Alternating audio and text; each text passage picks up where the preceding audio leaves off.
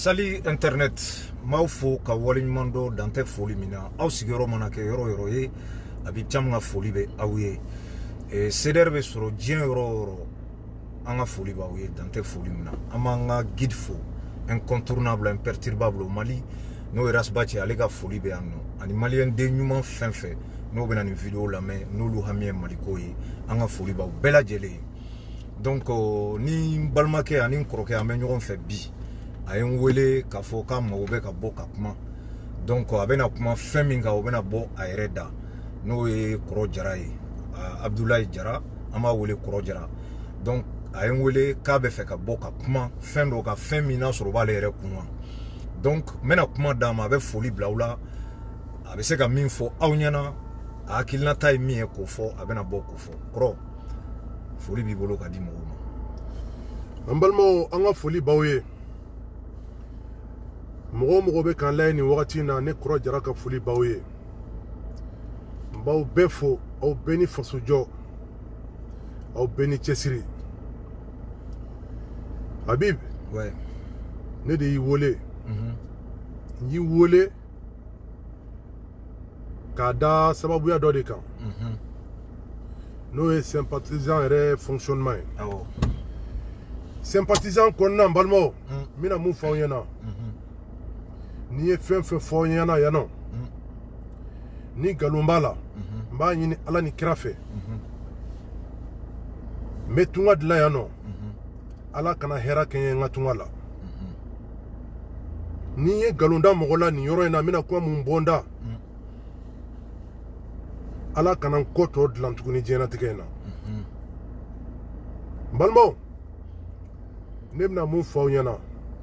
sympathisant fonctionnement sympathisant finman na jɛman yani i ka don o la Kɔrɔ i bɛ se k'i tɔgɔ comme ne y'i tɔgɔ fɔ mais d'accord i yɛrɛ bɛ se k'i yɛrɛ fɔ bon ne de ye Jara Abdoulaye ye mais u bɛ n wele ko Kɔrɔ Jara caman bɛ n wele ko Kɔrɔ Jara mais groupe in yɛrɛ kɔnɔ ne fana kɔrɔw bɛ yen tout à fait mɔgɔ caman bɛ groupe in kɔnɔ an baw bɛ yen an faw bɛ yen minnu bɛ se ka kɛ n kɔrɔw fana ye mais Kɔrɔ Jara yɛrɛ n b'a fɔ aw ɲɛna Kɔrɔ Jara yɛrɛ bon n bɛ se k'a fɔ ko ne yɛrɛ dɔgɔnin de y'a dan na o ye Dani de Paris ye parce que Dani de Paris an ye ɲɔgɔn dɔn bi ko tɛ a mana ɲɔgɔn ye Paris an bɛ n wele Kɔrɔ Jara kɔrɔ donc n nana don groupe kɔnɔ ten Kɔrɔ Jara in dacogo filɛ n na o kɔrɔ tɛ ko n ka kɔrɔ ni bɛɛ ye donc Kɔrɔ Jara in sɔrɔ cogo de filɛ nin ye tan donc sisan nɔ n balimaw ne ye o de fɔ aw ɲɛna n ko ne bɛna mun fɔ aw ɲɛna yan nɔ walahi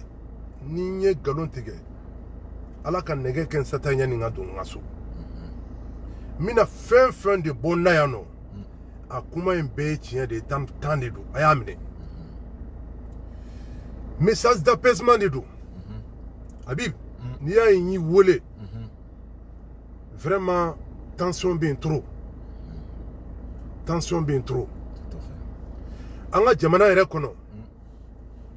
sitanɛ b'an ka jamana kɔnɔ futinɛ b'an ka jamana kɔnɔ an ka jamana in sɛgɛnna Mali sɛgɛnna n'a nana lajɛ o kɔfɛla la tuguni ko an yɛrɛ damaw fana tilala ka ɲɛgɛn sɔrɔ jɛkulu kɔnɔ n'o ye Rasbati ye Rasbati n bɛ foli d'a ma nin yɔrɔ la n'o y'an ka guide yɛrɛ ye bɛɛ b'a dɔn Maliko kɛlɛ bɛɛ y'a ye ale de la caman bɛ bɔ bi an bɛɛ bɛ bɔ bi k'an da don Maliko kɛlɛ la ka courage sɔrɔ k'an da don politique ko la a sababuya bɔra ale de la sinon réseaux sociaux kan ni n tun tɛ fɔlɔ bon a ka communication ni fɛn senfɛ an kɔni an nana an y'a kanu an bɛ se ka kɛlɛ kɛ cogo min an bɛ se ka kɛlɛ kɛ discrètement ji jukɔrɔ cogo min k'a ka kɛlɛ sankɔrɔ ta k'a dɛmɛ cogo min na an nana fara a kan n bɛ foli di a ma nin yɔrɔ la ni n bɔra yen n bɛ foli di CDR bɛɛ ma CDR sigilen don diɲɛ fan o fan n bɛ foli da o bɛɛ de ma Rasbati kanubaga bɛɛ n bɛ foli da o bɛɛ de ma o tɛmɛnen n balimaw n bɛna histoire mun lakala aw ye explication de don o ni conseil de don ka di n dɔgɔnin ma n'u ko a ma ko Dani de Paris Adama Konate ne yɛrɛ dɔgɔnin don walahi n dɔgɔnin don a ɲɛngoya foyi tɛ ne na a b'a dɔn mun b'a ni ɲɔgɔn cɛ n dɔgɔnin de don hali bi ni ne bɔra k'an jɔ ko fɛn bɛna k'a la ne jɔlen ɲɛna ne bɛ n jɔ a n'o fɛn cɛ walahi bilahi n bɛna conseil de d'a ma n balimaw n bɛna mun fɔ aw ɲɛna sympathisant n bɛna don a bɛɛ de la n'i ye fɛn o fɛn fɔ a y'a minɛ n'aw tɛgɛ fila ye parce que sympathisant taara cogo o cogo ne tɔgɔ tɛ se ka bɔ a kɔnɔ kɔrɔ jara in mɔgɔw y'a tɔgɔ mɛn réseaux sociaux kan mɔgɔw y'a vocal mɛn réseaux sociaux kan mais u ma deli k'an yɛrɛ ye n ka don explication dɔw la k'a fɔ parce que n'i ma don fɛn dɔ la k'a ɲɛfɔ mɔgɔw ɲɛna mɔgɔw tɛna faamuya mɔgɔw bɛna n kɛ mɔgɔ suguya dɔ ye k'an bisigi k'a sɔrɔ n'o yɛrɛ cɛ ka jan ale dani yɛrɛ b'a dɔn ne ye mɔgɔ min ye donc n nan'a ye n tɔgɔ bɛ réseaux sociaux kan kuma bɛɛ n tɔgɔ bɛ groupe kɔnɔna na kuma bɛɛ bon n yɛrɛ nana n ko Habib ma Habib n tɛ vidéo man dɔn n ye e de dɔn dani sababuya la i kun bɛ sympathisant kɔnɔ n y'i ka numéro ta n y'i wele n ko est ce que n bɛ se ka tɛmɛ i ka sira fɛ ka message dɔ passer n balimaw n'i y'a ye n bɛ message passer bi Habib ka page kan ne yɛrɛ kɔrɔ jara Facebook tɛ ne ka vie ye ne tɛ Facebook yɛrɛ kan n bɛ YouTube de kan n bɛ to ka taa YouTube de kan n ko Habib n bɛ fɛ ka message dɔ passer komi ne jiginna ka bɔ sympathisant kɔnɔ ne yɛrɛ de ye n yɛrɛ la quitter ne jiginna ka bɔ sympathisant kɔnɔ k'a sababuya kɛ ne ni n dɔgɔnin an tɛ ka taa sira kelen fɛ bi ne ko a bɛ ka sira mun ta nin sira in tɛ ne ka sira ye ne jiginna ka bɔ sympathisant kɔnɔ donc n ko n bɛ bɔ bi k'an yɛrɛ exprimer ka ni message adresser sympathisant bɛ diɲɛ fan o fan u ka n lamɛn kɔrɔ jara bɛna mun fɔ aw ɲɛna tan de don avec des preuves à l'appui a vocaliw bɛ yen nɔ preuves bɛ yen a papiers bɛ yen nɔ preuves bɛ yen donc sisan nɔ n y'i wele i ko n ma ko problème t'a la kɔrɔ wa an ka ɲɔgɔn ye n bɛ fɛ ka kuma mais semaine kɔnɔ n ka baara ka ca dani yɛrɛ b'o dɔn a b'a dɔn n bɛ baara kɛ su fɛ n bɛ baara kɛ tile fɛ temps tɛ n bolo bon an nana wagati sɔrɔ o kɛra bi ye an nana n bɛna hakilila fɔ sympathisant fonctionnement kan conseil de don ne balimaw ka di n dɔgɔnin ma walahi ni ala ni kira cɛ ni fɛn bɛ n kɔnɔ ka ɲɛsin dani ma ni dani ɲɛngoya bɛ n na ala kana hɛrɛ kɛ n ye n b'o de fɔ aw bɛɛ ɲɛna n bɛ jamana in kɔnɔ a ka ca ni san 20 ye ne dɔgɔnin jugujugu de ye dani ye n'i m'a ɲini ka dani sankɔrɔta n t'a ɲini k'a fɔ ko n b'a lajigi n balimaw n bɛna histoire mun fɔ aw ɲɛna ni ne yɛrɛ jara ni ne ma bɔ ka kuma n bɛ jigin n yɛrɛ la parce que sympathisant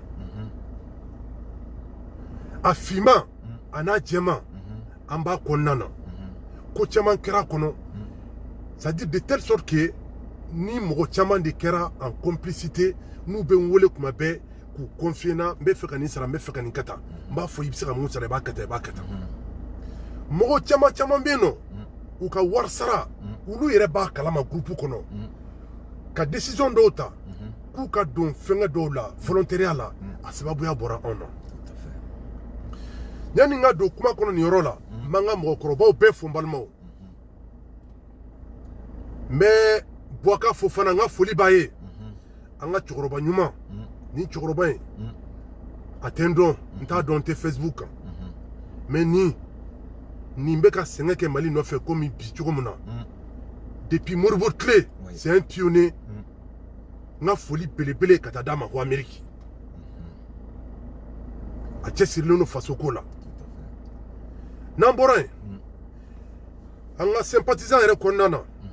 n bɛ profiter ka foli di Dr Sidi Mohamed Diallo n'o ye grand frère yɛrɛ a sigilen don Pologne n ka foli belebele b'a ye n balimaw mɔgɔ tɛ nin cɛ in dɔn dɛ mais nin ye mɔgɔba de ye Il est sorti major de sa promotion. Moussa Tlela. Ka boursu ta ka dama. Akata ka kalange Pologne. Ka tla. Ako ka be sigin Pologne ko kono ka te sigin ka be tuka jamana kono ka barake. Tout à fait. A tora Pologne tin chokola. Nga foli baba ye. Respect. No borin. Ambe foli din grand sœur Rema. Grand sœur Adja Madine. Nous ba wole ko tata. On ba wole ko tata. Mais ne voilà. Abe ho Atlanta nga foli baba ye ne ere grand sœur do. Ka foli da nga chorobama. Adama Njara. Nga foli baba ye. Mais foli di tanta chatama. Ameriki. CDR tanta chata. Nga foli babi ye. Ka foli di Salif Dougrema. Asigire no Franciano. Ni nous be sympathisant mo krobo yo nga foli bu be. Be foli di ba umuma. Ba umu asigire no Ameriki. Nga foli baba ye. Be foli di Vodifu Magasama. Vodifu Magasama mo dogolen terasa kola. A chesire no rasa kola tara yoro. Aba se ko ke nga foli ba be. Balma ame bon yoro la mena dokuma konana. Ame do sympathisant détail là. Ba benye fo nyana. Sympathisant. Asigira. Asigili bora muna. Walla munu taraka rasa segre ceder konana. Sympathisant sigili boro là. Anana ye complication chaman kera ceder konana. Dani de Paris. Ay décision ta. Ka foka be sympathisant sigi. Ay sympathisant sigi. Sympathisant sigira. Sympathisant sigilé. A serama, c'est-à-dire nya wole. Wa sura deme do bla. Ko ka deme ta yin shi bo frontoma. Nya wole ngondogo nganga nyogonye. Wa sura nya no che. Dani de Paris. Na e deme o deme bla. Video kela nous e deme o deme bla ne koro jara mi se kan seko ke yoromu men seko ke nya ka chama e ka teme a e deme o deme bla mba répond mba wole nse mu yemboke nkanga mun ka ere yemboke a e nindo ako ko ka deme di bois frontoma nya wole nganga nyogo e Paris ay nyogo e Paris nana nyinga deme di kata di bois frontoma o sera deme chama ke kateme on contribuer au bela parce que je suis là pour le soutenir, c'est mon petit frère ndondedo mba wole kanye nga kuma be ihakli tu yere la ika sécurité be chugudi ni magobena iban wole nyo de fanyana anana ay fo nyefota ako kro ni sympathisant siki mbefe ika do jekulu la ika kema conseil brae ngo dani ngo jekulu ko nu flani nete jekulu ko nuna nebe jamana en kono balma o meka mu fawnyana be jamana en kono aka chani samgoye menete malien millionnaire netala obe ka nyere kisi fendoma mais comme sababu ya do dani ni jekulu créé ibe fenga douala ngombe douala dani ka sababu yake ngara sakanu parce que mo ma mu famia arasakula neni nyona chama baw dibi munun keleme ka rasakanu mais ou te beaucoup ire affiché ou baka hakila soutenu idéologie mu marasala ou ba soutenu kata tout à fait mais ante beau quand il est affiché ne reflète un exemple ta quand faut qu'on sur Facebook créer je peux créer à niveau bena ka Facebook créer à kuma kan benda à sebenye tout à fait mais n'tengere blala mais mise ka rasa de metomna munu me beaucoup ira afficher na rasa ka kilai na me ka deme duluma abi kuma on rebe ka rasa deme tout à fait ay sympathisant créer mo dani ndo akono ndo na akono ado abib nye jesi munge bo fronto nyo jesi ke bo fronto munkanga mundi dani ma wa dani re klente mina mu fo nyana video man nunu nu fe ku fenge bla k'u bɛ dɛmɛ kɛ nin dɔ ye n b'u wele n'an ye ɲɔgɔn ye n bɛ se ka mun kɛ n b'o kɛ tout ça c'est pour les encourager u ka arasa kanu ni arasa dɛmɛ la n y'o kɛ n kan ka dɛmɛ mun don bɔ a foronto n y'o don a kɔnɔ n ko dɔgɔ ni e don ne b'i su n don a kɔnɔ n ko n bɛ yan nɔ k'i dɛmɛ n ko mɛ n bɛna kelen f'i ɲɛna danni conseil kelen n ko hɔrɔnya ka gɛlɛn dɛ n ko hɔrɔnya ka gɛlɛn jamakulu jɛkulu a layidu cimɛni a ka gɛlɛn n k'i bɛna nin mun créer n ko jɔn de bɛna wariko gérer a ko n ma grand frère n y'a a koɲɛ bɛɛ ta n bɛna ta k'a di jɛnɛ ma jɛnɛ sogodogo ne yɛrɛ balimamuso don n bɛ foli d'a ma nin yɔrɔ la n ko n'i b'a ta k'a di jɛnɛ ma n ko je suis partant n ko parce que n ka bonya b'a kan n dalen don a la e fana n ka bonya b'i kan n dalen don i la a ko grand frère ko a to ma sa ko mɔnɛ mun donna arasa kanubagaw la ko walahi bilahi anw de bɛna o mɔnɛ bɔ arasa kanubagaw la n ko vraiment sinon confiance tɛ yen tuguni jamana in kɔnɔ mɔgɔ o mɔgɔ mana jɛkulu créer o bɛ taa wolo ko wɛrɛ la mɔgɔw ma sigi ni mun ye n ko mɛ ni aw don problème t'a la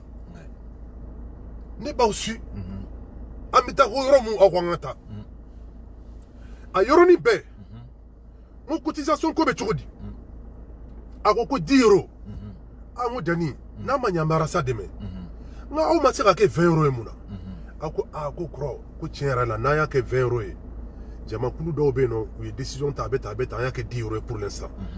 n ko bon a ka di ne ye taalen ɲɛfɛ an ka cotisation yɛlɛma an ka kɛ 20 euros ye dɛmɛ bɛ se ka bonya cogo min na an ka projet a bɛ se ka lawaleya teliya la cogo min na n ko parce que arasa sɛgɛnna n ko 2019 n ko ko bɛ kɛ cogo di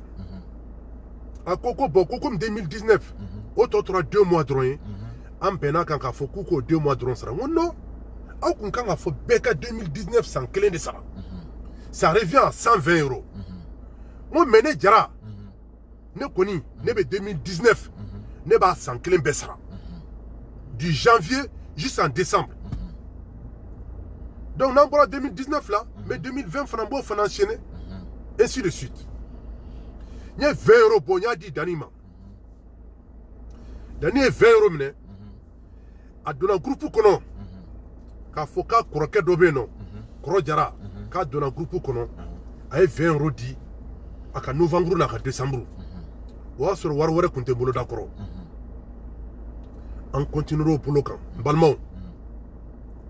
an ye lamɛnɛ n balimaw an taara o sira kan ten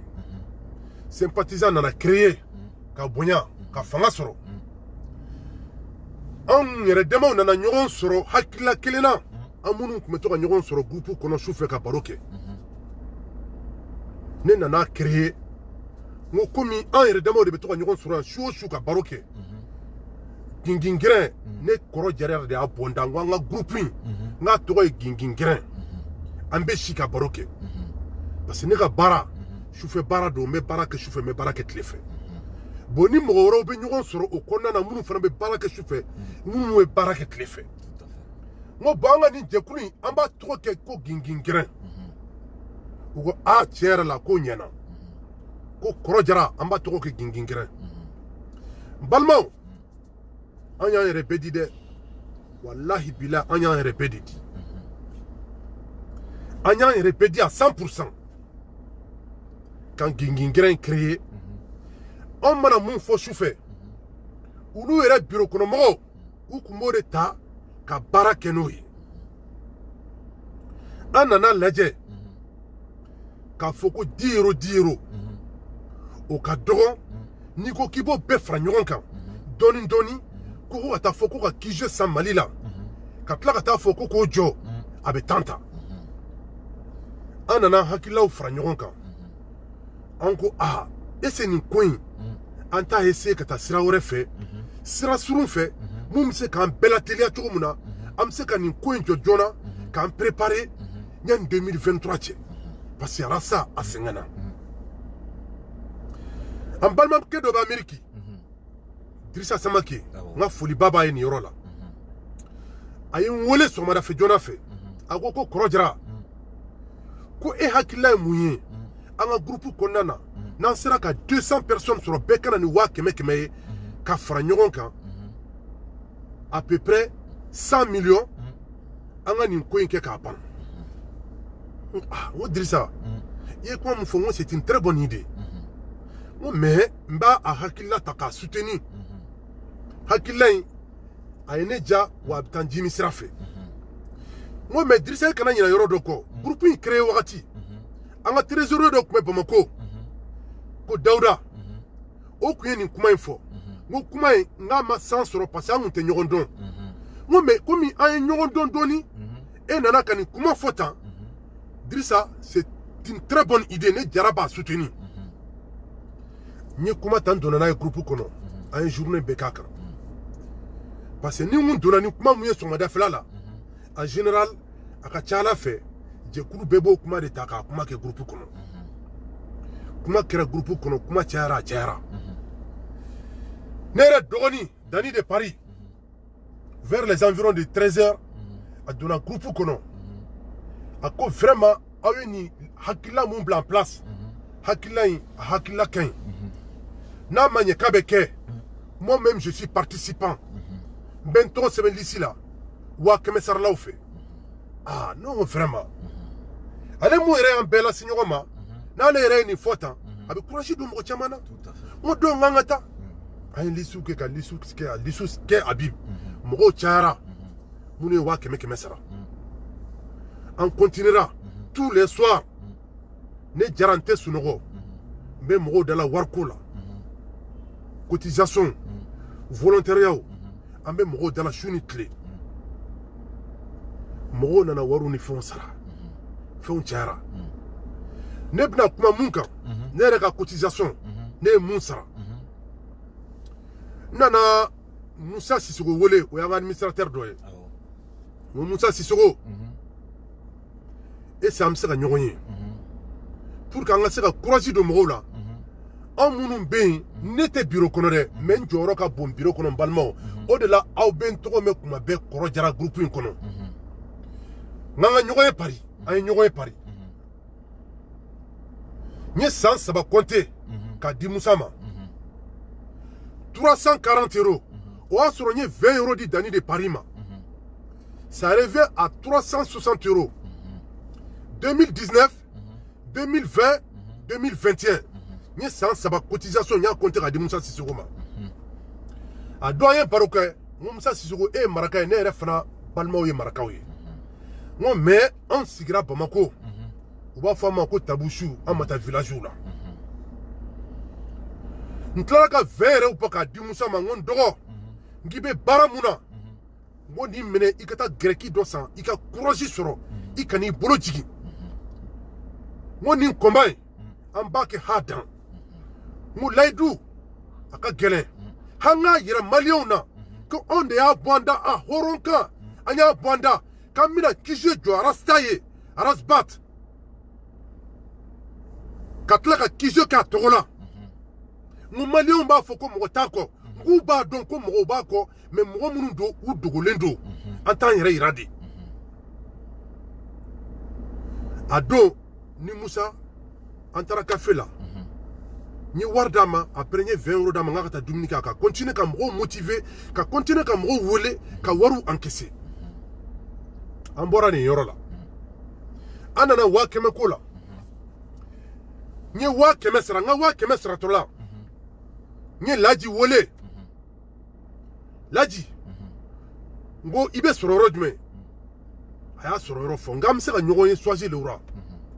A don n taara sport la, n yɔrɔ man jan yen na. A nana Soazi Lewura parki kɛrɛfɛ. N bɔra parki la ka na. N nana, n ye 100,000 n y'a ta k'a di Laji ma. Ka tila ka 20 € bɔ k'a d'a ma, k'a encourager. N ko taa fɛn dɔ san nin na, i ka continuer ka mɔgɔw motiver, a ye wariw minɛ. 100,000 in bɛnna joli ma? À peu près an y'a fɔ ko k'a bila 800 € la. N y'o bɔ, n y'a di Laji ma. laji tara ay lamene balmo 360 euros san saba nyo sara wa keme nye laji wole nyo di laji ba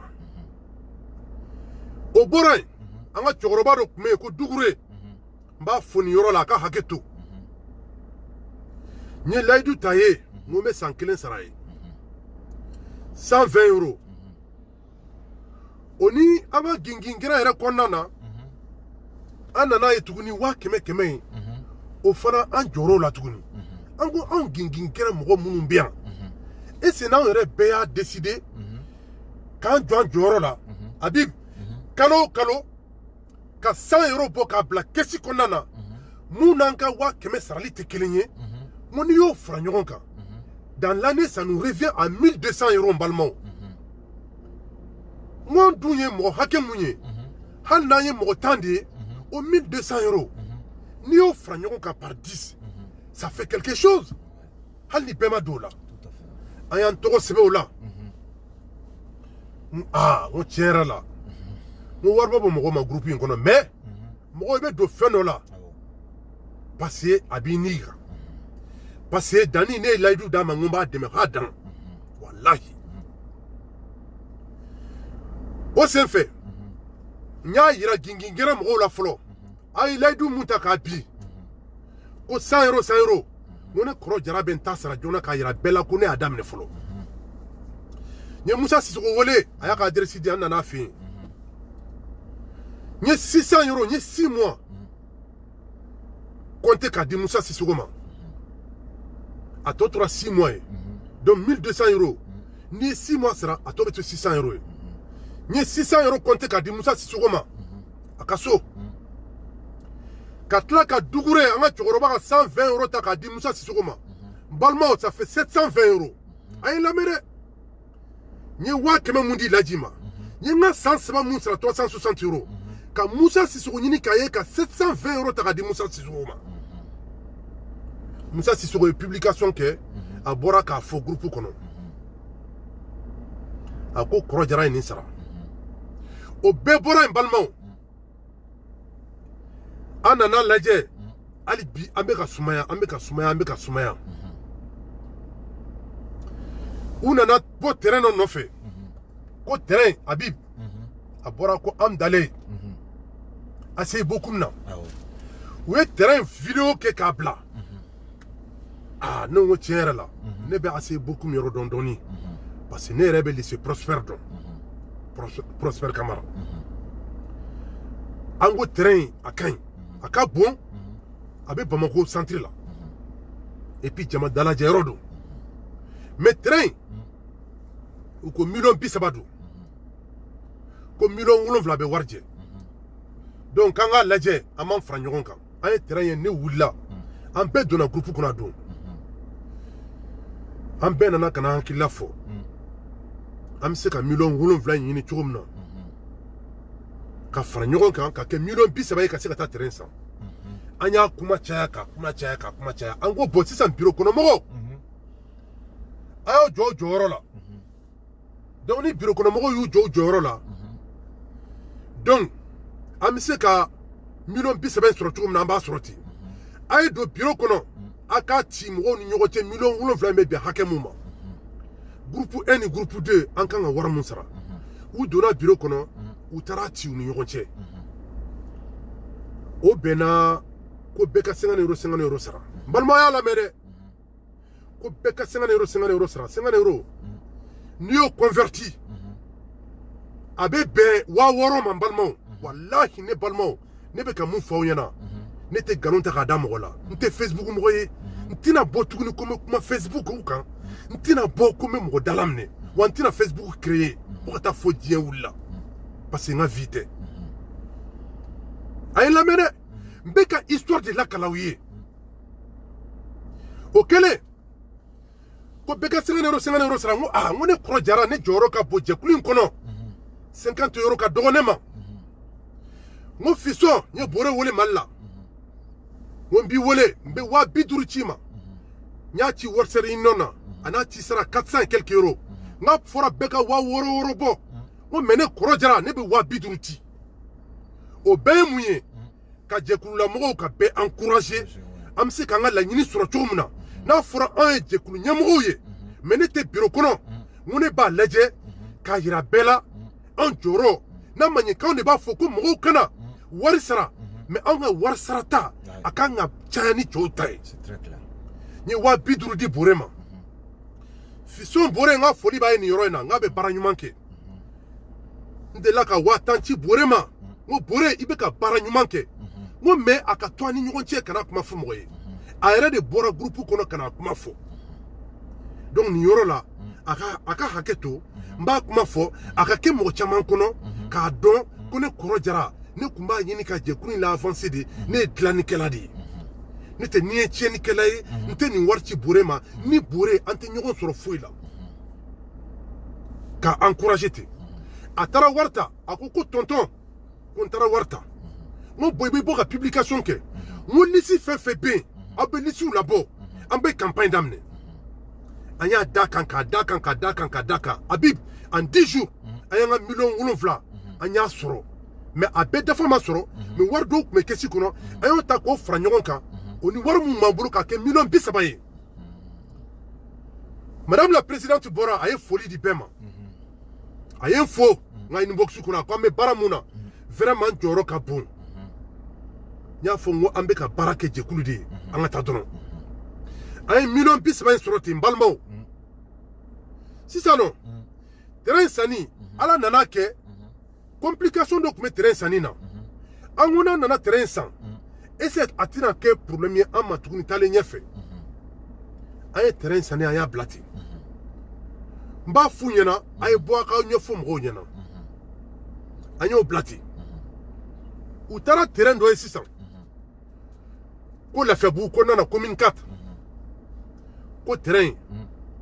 ko terrain ka ɲi k'an bɛ terrain san n balimaw an ye terrain ye an ye terrain san ni terrain u y'a fɔ ko terrain sanni a n'a fɛngɛ bɛɛ faralen ɲɔgɔn kan k'a taara miliyɔn 26 ɲɔgɔnna na n ko bon ni terrain ka di an ye ko Razbat bɛ Lafiyabugu anw yɛrɛ bɛ commune 4 dɔn an k'a san an ka baara daminɛ n ko sisan nɔ kuma tɛ yen a ye terrain san wari tɔ min bɛ a bɛ wari tɔ bila kɛsi la n ye Kɔrɔsiri Mohamed wele n ko Kɔrɔsiri Mohamed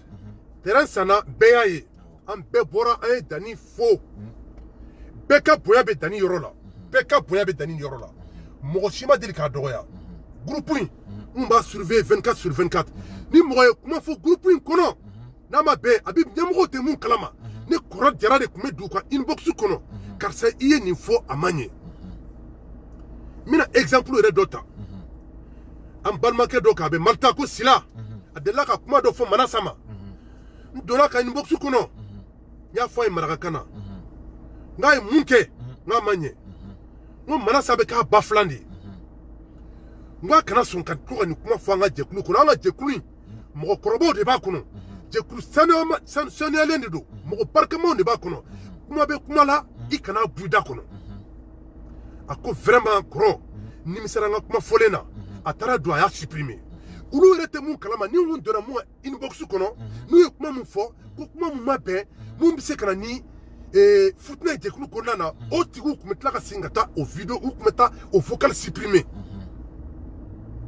an bɔra yen an taara ten donc sisan an ye terrain san a tɔ tora terrain jɔli ko kuma ye sisan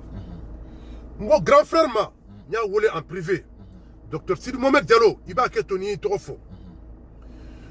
n ko sisan yɔrɔ tɔ tora yɔrɔ joli de ye sisan n k'an bɛna mun de kɛ a ko bon a dɔgɔ ne t'a dɔn an b'a kɛ cogo min n ko kɔrɔ cɛ n k'an jɔ an jɔyɔrɔ la n ko walahi mɔgɔ tɛna an ka yɔrɔ ninnu jɔ an ye n ko n bɛna mun f'i ɲɛna sisan i bɛ bɔ i ka kɔrɔ n'an ye i bɛ appel lancer an bɛ bureau kɔnɔ mɔgɔw n'a sera Sakɔ an b'u bɛɛ convoquer a n'a ka jɛkulu Dani de Paris u bɛɛ ka na an bɛna sigi jɛkulu kɔnɔ u tɛ don u ka bureau kɔnɔ k'u bɛ taa nin jɔliko kuma kɛ dɛ mais i b'u bɛɛ convoquer an bɛna don jɛkulu kɔnɔ bɛɛ bɛ n'i sigi an kan ka wari in bɔ yɔrɔ jumɛn ka kisi jɔ ka di Arasa ma o kuma fɔra tan Sidi koma a ko kro ko dogo qui est chefo Sidi nana do ka fenga ko nana ay appel lancé ay info bla ka appel lancé ka bewole ko kutuba be nan kun kan sujet nyama mun nan kan aborder ulu te mun kalama ne be do kroka mbe fa ka ketan mais bonya de do mbo foye passa ale fana ka koronine koro boya finye koro a ketan ne be fa nga tata abe do aba lancer ou be nana je kuru konana anye kije joli ko kuma wuli a don kije fara pepeu je kuru fara pepeu be hakila fo do ko kanga niketa do ko kanga wa biduru sara do ko kanga wa kemesara do ko kanga keta be ita fo be ka hakila fo ango biro kono mo ma afrika kuma mun keta aw be do aw bita nyugunye naw ye mun soro ko nana aw bina kana fanye je kulu ko nana amita no siraye o kera ta biba ya foti biro kono mo u dona u fara nyogon kan u tara nyogonye ke u ye hakila mun soro u ko kwa mina tani volontariat d'urgence o soro volontariat ko aw mala mena wa bib aya to ko sebe wa keme kemo la ya katla ka ba yere ngani ala kalo ka 100 € ta ka di je kuluma onanga cotisation sans sababu sarale te kelinye volontariat observe que croire mo do de bolo ni na ango problème ta la u dona bureau ko tara nyogonye una na bomunka ko mo mbe fe ki to sebe ko ka ke wa biduruduriye ku kana ku to sebe uyo communiquer ke ko bla o de keruka hakilay ango ko problème ta la aw de biano na aw ya bla yoromna amita no yete una na ka sara wa biduruduru ne to sebe ne re koni ni no fo mo be koni an perle ne kuno ka ta forona kuma be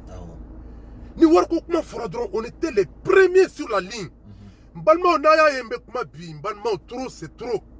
ne kro jara kuma forane ma vocal tirane ma kune mu men dogni reda dani de Paris kale be kololo mun kono bi kono kro jara do kono kro jara da la sa kono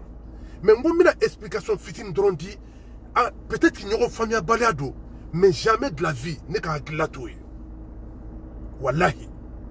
hali sini me ka fo nyana nte groupe kono mais ni ala ni kracha ka haramia akonia fuite kono. Donc maintenant si ça n'a rien ni fait que tantôt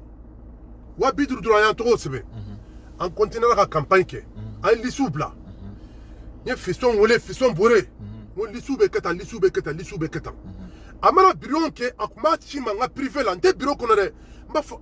akenta akanga ketanto ametani bara etanto nga nchesiri lisubla la comme on est volontariat rasaka kije joli la mogobe ku to semaine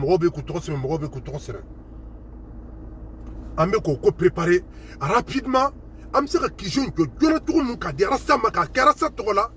avant 2021 pour que am saka positionner anga force soro politique mo regardo ko rasana kanumbawo u joro ka bo malikula ko mo be rasako ko mo de ba fo ko mo tarasako dorogu talawdo zoeminawdo prominawdo zondo fanawdo amba yurula ko on be rasako on de ni kanga gidi mo be ku to sebe ameka tati tabolo la an sera yoro la anye bala wakati do kera wasoro nyani nga do fendo kuna bibi wasoro mina ira lombalmo ne koro jara ni bekere mais ku chaman kera ne na jekulu ndamne na ni ne koro jara ku moye ne kumeta nte sigitu ni jekulu kono mbalmo ne dogoni dla kan la jinga bo jekulu kam ko nye mgo ma balma kam mgo remercier ku ye wa kemesera jekulu konana nye kumba siribe ga janjo kala anana ayin kite ka bo groupe kan akoko yante balani doyoro ye mo de ne wole koro jara ibe inni me wa keme mun ka kasara mina wa kemesera ngo tiere la akadinye mo bi to sebe mo janjo kan ga fatigi wa keme wari denite unana n'u y'u ka wari sara n bɛ don n bɛ janjo da n bɛ misiki k'a la janjo kunba siribe n b'a fɔ i ye wari mun sara n bɛ duwawu kɛ ala ka camanba bila a nɔ na. Soit encourager les gens quoi. Voilà ka mɔgɔw encourager an ka se ka mɔgɔw caman sɔrɔ u ka se ka n'u tɔgɔ sɛbɛn Cissé n ka foli b'a ye nin yɔrɔ la ko Angleterre don dɔ la n ko Sidi Mohamed ma n ko vraiment n ko 500 tigi n ko hali bi an tɛ ka mɔgɔ caman sɔrɔ n ko n bɛna fɔ groupe kan n ko n découragera Cissé ye n wele a ko kɔrɔ jara kana décourager n bɛna 500 ci sisan a ye 500 sara n ko a y'a kɛ ne sababu y'a la vraiment a ye n bonya a ye n kanu n taara n donna groupe kan n ye janjo da Cissé la Dani nana Dani ye lajigin ka bɔ groupe kan ko n ye janjo musique nin k'a la o y'a sɔrɔ o kun ka règlement kɔnɔ k'i ka ko musique lamɛn tɛ kɛ yan mais a b'a lamɛn dɛ n bɛ janjo k'a la ça dépasse même pas 1 minute ka tigilamɔgɔ ka féliciter a ye wari mun bɔ wari denni tɛ a ye lajigin ka bɔ groupe kan a ko yan tɛ mɔgɔ ka balani dɔnyɔrɔ ye n balima a ye n lajɛ dɛ ne bɛ kɛ balani dɔnna ye n ko bon c'est pas grave ko yan tɛ mɔgɔ ka balani dɔnyɔrɔ ye mɔgɔw ye mankan ci fan bɛɛ fɛ non nin man ka kɛ kɔrɔjala a bɛ tan bon kuma cayara madame la présidente taara n deli ni fɛnw kɛra groupe kɔnɔna na n ko madame ma Nasira ma n'an bɛ yan nɔ k'a dilan ne kɔrɔ jara ne t'a tiɲɛ n bɛ don groupe in kɔnɔ n seginna ka na u ye n layɛlɛ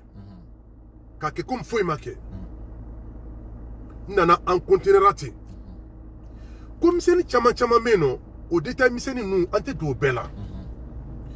donc sisan nɔ n ye mun fɔ 50,000 ninnu sarala ka fɛn bɛɛ kɛ sɔgɔmada fɛ ni mun kan ka kɛ ni mun man kan n bɛ bɔ n b'a fɔ nin ka ɲi nin man ɲi n bɛ bɔ jɛkulu kɔnɔ n b'a f'u ye n kan ka taa ni transparency sira ye parce que Dani ni ne yɛrɛ bɛ ɲɔgɔn ye don min na a ye layidu mun di ne ma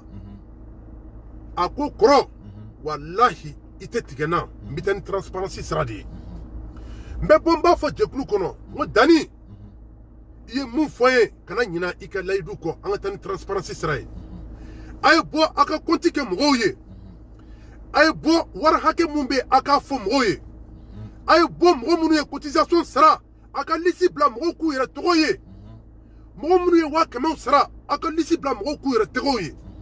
mɔgɔ minnu fana kɛra volontaire ye 100 € la a ka liste bila mɔgɔw k'u tɔgɔ n'u y'u tɔgɔw ye o bɛɛ ye transparency ye jɛkulu kɔnɔna na an ka jɛkulu a bɛ force sɔrɔ a bɛ barika ni y'a fɔ u bɛ bɔ u b'a kɛ maintenant don la yɛrɛ kɛra n ye madame la présidente wele n ko aw bɛ k'an ka wari ta ka t-shirts dilan aw bɛ k'an ka wari ta ka casquettes dilan a y'a fɔ n ɲɛna aw bɛ t-shirts ninnu dilan joli a y'a fɔ n ɲɛna aw bɛ joli don t-shirts ninnu na parce que n'aw ma contrat kɛ mɔgɔw ye aw bɛ ka wari ta jɛkulu ka wari de don ka taa don t-shirt la ka taa don casquette la n'aw ma détail kɛ mɔgɔ dɔw ye mɔgɔ dɔw bɛ yen nɔ hali bi k'a fɔ k'u ka confiance sɔrɔ à 100% a bɛ gɛlɛya dɔɔni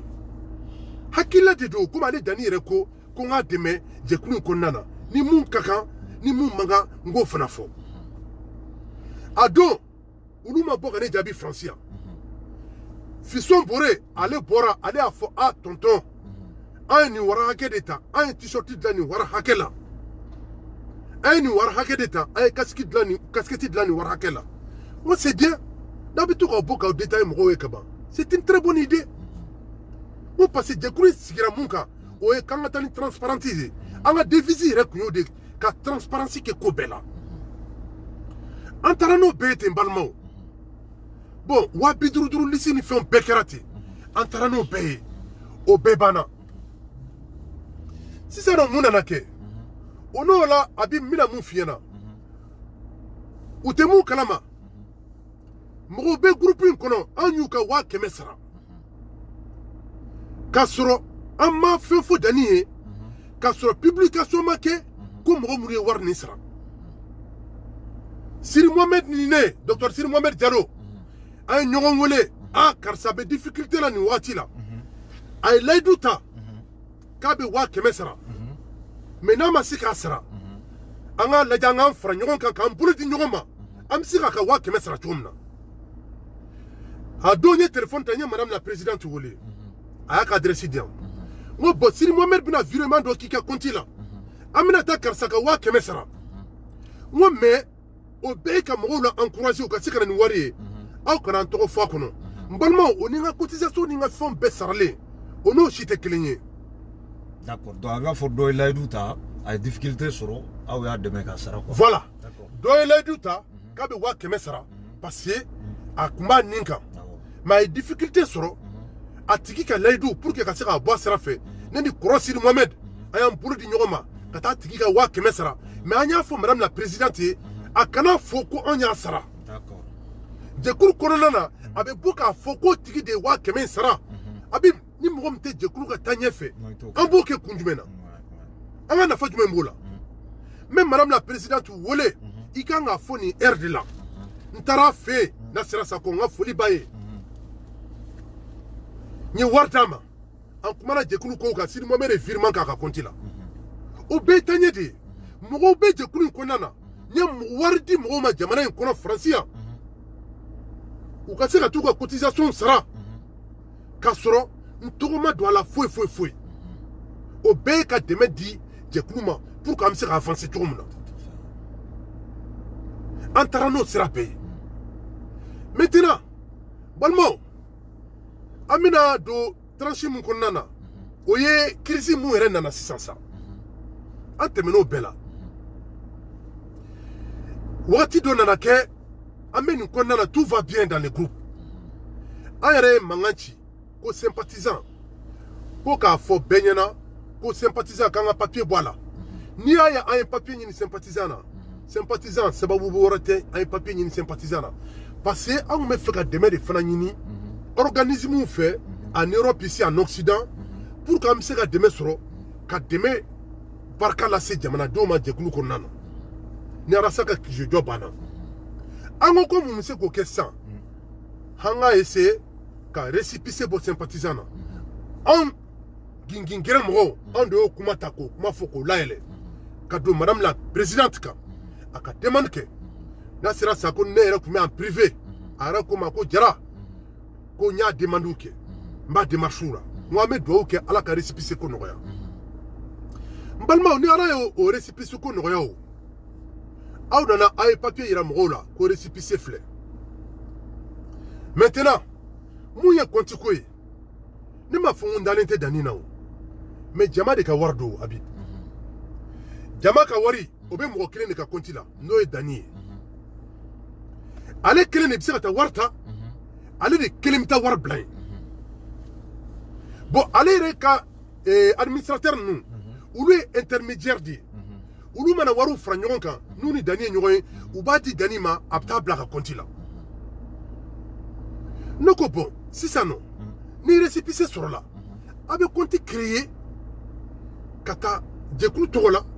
sympathisant kata war blanc konana ni fin do dani sur bi anga war be bloqué o parce que faut ta ira ka foko jama kulu ka wardo on a sympathisant récépissé sur apta war bla konana ni deme be nyini domna amta deme nyini no récépissé ka yurula ka nga compte détail ou boka ira mais ka fokan dalinte danina hôtel ça bien balobé kumo de aller sur 600 jama dune warbo nale masika ta compte créé ka war bla konata sini ale pse ka nyinga jekulu ka kola anyo fengo ke mais quand tu m'as créé fema irana ka foko konti créera sympathisant to la amakuma ayan sikite si ça non crise on a créé au kera M5 RFP crise on a créé au konana ni ma fli M5 RFP ni et ce mouvement du 5 juin République Force Patriotique, je sais pas. Ni ma filé, on a la définition. Ouais, bon. En gros. M5. Voilà. RFP. Donc voilà. On a des coulées créées 600. Des coulées on a créé. Ou quoi 600 comme mundo. Pour foko ibeka katako boakata. On a de jonga, on a de semasi moroka. Semasi moro. On a sur le cas de coulina. Nous be fin que. u bɛ arasa wele ne yɛrɛ jara dɛ yanni ne ka diko yɛrɛ dɔn ne yɛrɛ tun tɛ diko su mais ne bɛ n kale ala la diko ni bu ye ne k'u su a sababuya bɔra arasbat la sinon ni nu ne tun t'u su donc sisan nɔ k'u nana fɛn dɔ créer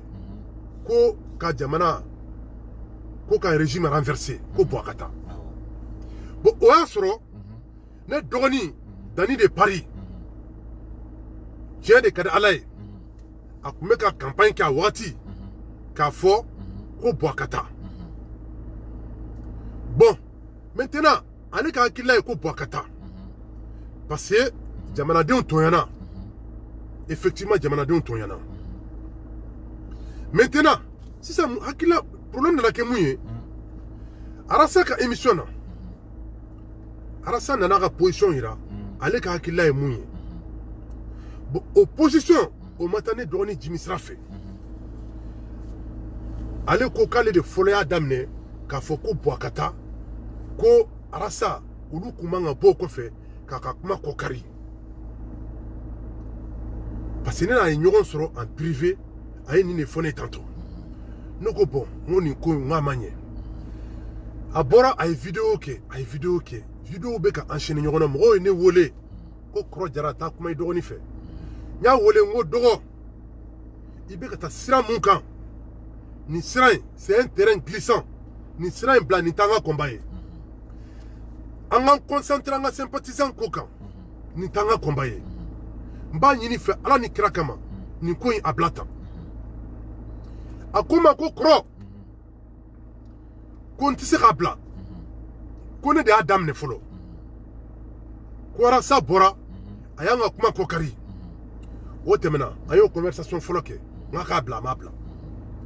dugu jɛra mɔgɔw ye n wele fan bɛɛ fɛ ko a ye publication kɛ cam kan ko a bɛ tan n ko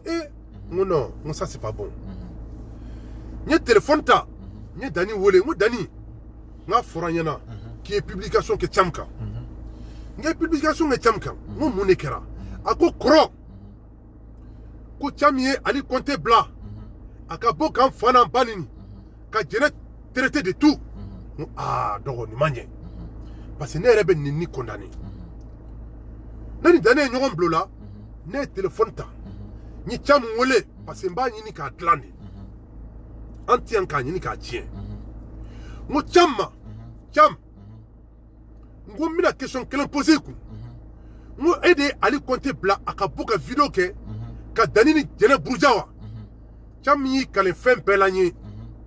ko walahi kɔrɔ ko ma nin kɛ n ko bɔn n'i m'a kɛ tan ne yɛrɛ kɔsɔn bonya mun b'a ni ɲɔgɔn cɛ ali Conté wele a ye vidéo mun kɛ a k'a supprimer ou bien a k'i excuser i ko ko kɔrɔ ko n b'a kɛ n y'i wele kɔfɛ i ko kɔrɔ Jiga Watara y'an wele an bɛɛ bɛ ka taa Paris an bɛna taa ɲɔgɔn sɔrɔ yen ka kuma an bɛna taa bɛn don nin bɛɛ la n ko tare n'aw bɛ ka taa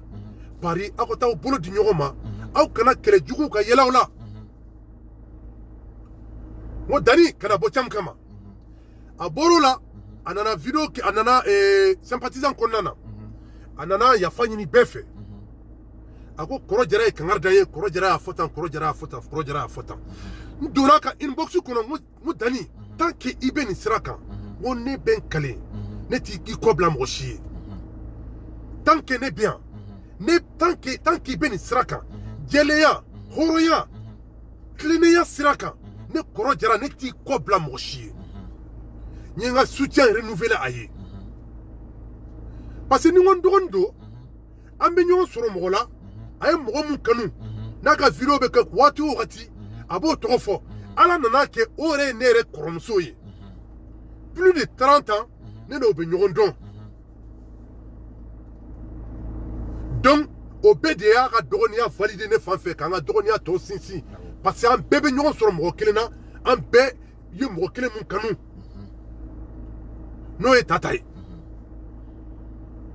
o kɛra ten hali 500 sara la ne de donna grande sœur kan n ko Tata i jɔ i jɔyɔrɔ la i kɛra nin 500 i k'a di jɛkulu ma ni wari mun bɛ sara n bɛ don a kan a b'a fɔ dɔgɔ ko n y'i ka kuma mɛn mba fika warsara aba foni tara malla mbe wa kemedi adun tara malla ya bo asra fefra mo teni shikalama ne teni befo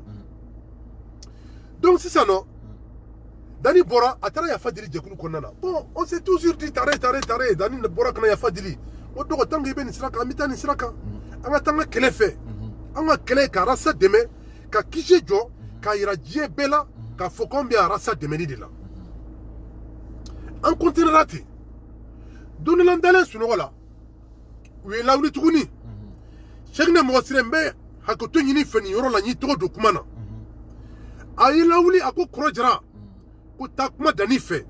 abeka video ke tuguni video ni atita mo jimi sira fe video ni abeka rasa viser indirectement non mais c'est pas possible o do bora groupe kono kana ya fadili ke ka foka atesigi ni yona wareka kanga continue mu mena ne la wulila kan fonena o bombe do aka ndona ka mu dogo mu dani nga kara chugudi ko koro ko mu ngara nga fora nyana ki video wurake une ma fait ka video ke ndabla ikani kuma mblawa akoma koro ntise ka bla ne de ko ndamne ntise ka bla nga jamana tigelen dona o dani o beche ika jamana tigelen duila wallahi bilay neni dani nyogoy laba muna nation neni dani kumana do muna jamana tigelen no dani na aka vire cham ben kale ala de ben kale fashula non dani hina ne mene jire tirane jaranya ka parce mo imana jeika jamana na kite duika jamana kono chamo e femba ide an dun fleni na kadne mbe bieta turu minja mita malla mita nga faso la mita belaje ayini kuma fo fanga ko nana mo dogo maba oma mo me ebe kanyina munko boaka régime renverseli ote e kani fenge doni no yawo parce que plenty mo de kelemi ka don munu ni boire ulu te sira kelina ngo kana continue ni nkomba ingi babla ako katabla ngo ndogo be kane soso ndogo be katani silamu sira intene ka siraye ne ka lagnité ngo donc mundo sisano boya de benena che donc ne be nyere kite ka bo groupe ka ye chegne mo sire wole ngo kuma na fe ngo me amalame ngo te fe anga sinyoma abe kata siramu ka ne ka hakila to siraye ale ko damina na rasa ko ka fini ango ka fini na rasa ko ka jele ango ka jele bunale nana ni dore tuni hakila wore tuni mugo muru yo keleke no ye ceder mugo ye kabo Espagne ko Ivan nu baraji nu ceder France nu ulu ye arasa hakila soso bas ko manu ale yere dani ni jena bora yulu kele an be tegere foko tare parce que ubora ku ka gidika hakila soso ango ko manga ako sisan ambita sira klene nika na rasa ko mu amba foko klene no na ko ka jengane no amba foka jengane no bon moi dani be tani sira ka sira bla ne koro jara ne be yer lajigi njigina ka bo groupe kono njigina ka bo groupe kono nya fa chegna mo sira yana ngone be jinga bo groupe kono mo passé ni kele a madame ne folere chegna ko ha ngo way ngone be yereta mbora groupe kono tinchola mo yen wole fambe fe koro jara jigina munkara kuma chama madame la présidente ben wole oui intervention que utaran la le groupe quand tuni ka soronga la unité si c'est de taran la ele ado mo sistema yela le groupe quand la unité mo me ntira fombi la maloya nte jigina bo groupe quand te ne tabla ke comme na soronga la maloya mo meto groupe kono mo mente kuma ntora groupe kono te nte kuma bon mo be ka sama ani rasa kanumba ni nyonche munu be video ke nana ya kote ka ban jekulu be jorole no be hakili kamkamene ameka ta tabulo muka mo be donga inbox kono koro jara kuma Habib donne là ce qu'on a fait. Nous subora. ndona groupe kono ngo tawale mu be ka ke kanye shara sama ngone koro jara mba condamné bi mba condamné sini ngo dani aw ye règlement bla groupe kono ye wale mu ta kanye shanga gidima gibe suspend bi be bora mogo bora ko fe a be nana ni nga hakilla ye iba fo mogo kumbe kan kono nga kuma iba fo akumu kono nkera a fo bagaye udala ben nana kan hakilla soutenu kro jara vraiment ye mon fo c'est bien abeta nga dani akanga suspend kuma o chayara dani nana aye kuma o samani nyogonche ako kro jara il faut faire attention nte suspend bin te suspensini ntara kuma fo Facebook de kan ma kuma fo jekulu konana ngo dani ya fo Facebook mun kan ngo ere ka juguni jekulu konana parce que jekulu konana o e an yere dama nu nyogon che ye du konana mais ni tara bo kata kuma fo kare konana o ka juguni jekulu konana ngibe suspend ako ka te suspend anaka bureau kono mo kuma sama na be nana kita fo ala utara u ye nyogon ye dogo ma yere la nyogon kan vocal jeune no na fitike ou ka bureau konana o réunion munke o vocal jeune o réunion o compte rendu bolé on nana blanga bureau anga groupe bakan ah an yera bulo bureau kono mo nunu ou tara nyogonye ngo o buna ta foka benkala mais moi ma grande surprise Habib ne yere tara lay ka fon dogo dusuku bolé na alibi o soro ni belao c'est-à-dire ne bna mun fo yana balmo arasa be émission mun ke na lo ko arasa do fama arasa be émission mun ke dimanche fait ou yo vidéo ta ka cinéma ne o vidéo la me ne ko ah ngo tiere la ngo arasa ayi era rattraper dani ko kay do fama ako kaka maninga ke ka ya fama ako ko kule do ka rebe ko do clan ka tla ka tien ne ko ne arasa o fo kaba ne bulo ni kuma koni ni dossier enterré la kaba parce que aya fo publiquement na ye do fima publiquement a bora kani jotuni faden kenakan ka ya fa delife ka tla ki sankorota atla ka fotuni ka petite sœur adorée ko e jeunesse go dogoye boné bulo Habib ni kuma bana meta dore de la sisa oh donc c'est ça non ani bureau kono mo nyogonye kuma tiara ali ko kate boka ya fa dini mo fe kate boka vidéo ko o soro ne koro jara de a exiger mo dani ibe boy be vidéo ke be ya fa dini arasa fe mo suno ibe suspend sekna mo sire nun ulu ko nyogon fara nyogon ka do mo shu ubita fengala mba be kalama ubita deli karasa fe domna parce que kuma ama be arasa ma dani ka kuma ka fo ko non ko mo ka bo abeta nyogon soso mo tra delike mba be kalama donc moi ça ne be po be vidéo ke ka ya fa deli i kroke de do ne vidéo ke ka ya fa deli ni ko be bantam baby tika sirafe amete minanga baray donc c'est ça ako ka te boka ya fa deli ako ko rasa de bina ya fa dela fe ou ka bureau kono vocalu o tala kana fiti ke groupe ba kono beyo la me an jugula mo do reota ka to jouka liuka ne ere kan boro la ne ka vocalu boro la bon au fiti kele ne ere be groupe kono ne o la me bon mbora ayoro la ni déclaration que mon balmao au bébé ya fama ala ni kira kama ngombe nyongri mbolo flaben ko ni war besara den balmao ay la mere ay calculatrice sara ni war bo oni nye deme o deme taka yesi jekuluma ute mu kalama mbora ngombe ya fanyi ni befe mbe nyongri ne tenyere ke mo baye ngombe nyongri mbe mbolo fla blanco fe u beka ya fanema ne korojara de laidu ta ngombe ndogoni dani de Paris demain ne bora je kuni konana ne tara chocolat tanto mais Habib ne tali ni biche dongo do ne be wole mogo do ko kube jigi no fe ngaw kana jigi naw jigina abe foko korojara de awla jigi abo groupe kono ngo ambe affaibli a ye to groupe kɔnɔ yen a ye wariw bɔ a ye to yen aw kana jigin dɔw ma lamɛn kɔrɔ Sidi Mohamed a ma lamɛn a ko k'ale bɛ jigin k'a tɛ lamɛn ko dɔgɔnin t'i lamɛn n bɛ jigin a y'a yɛrɛ quitté mɔgɔ dɔw y'u yɛrɛ quitté nɔfɛ Aras Bajaga ninnu n ka foli b'a ye ho Congo olu bɛɛ y'u yɛrɛ quitté mɔgɔw ta kɛra sisan mun ye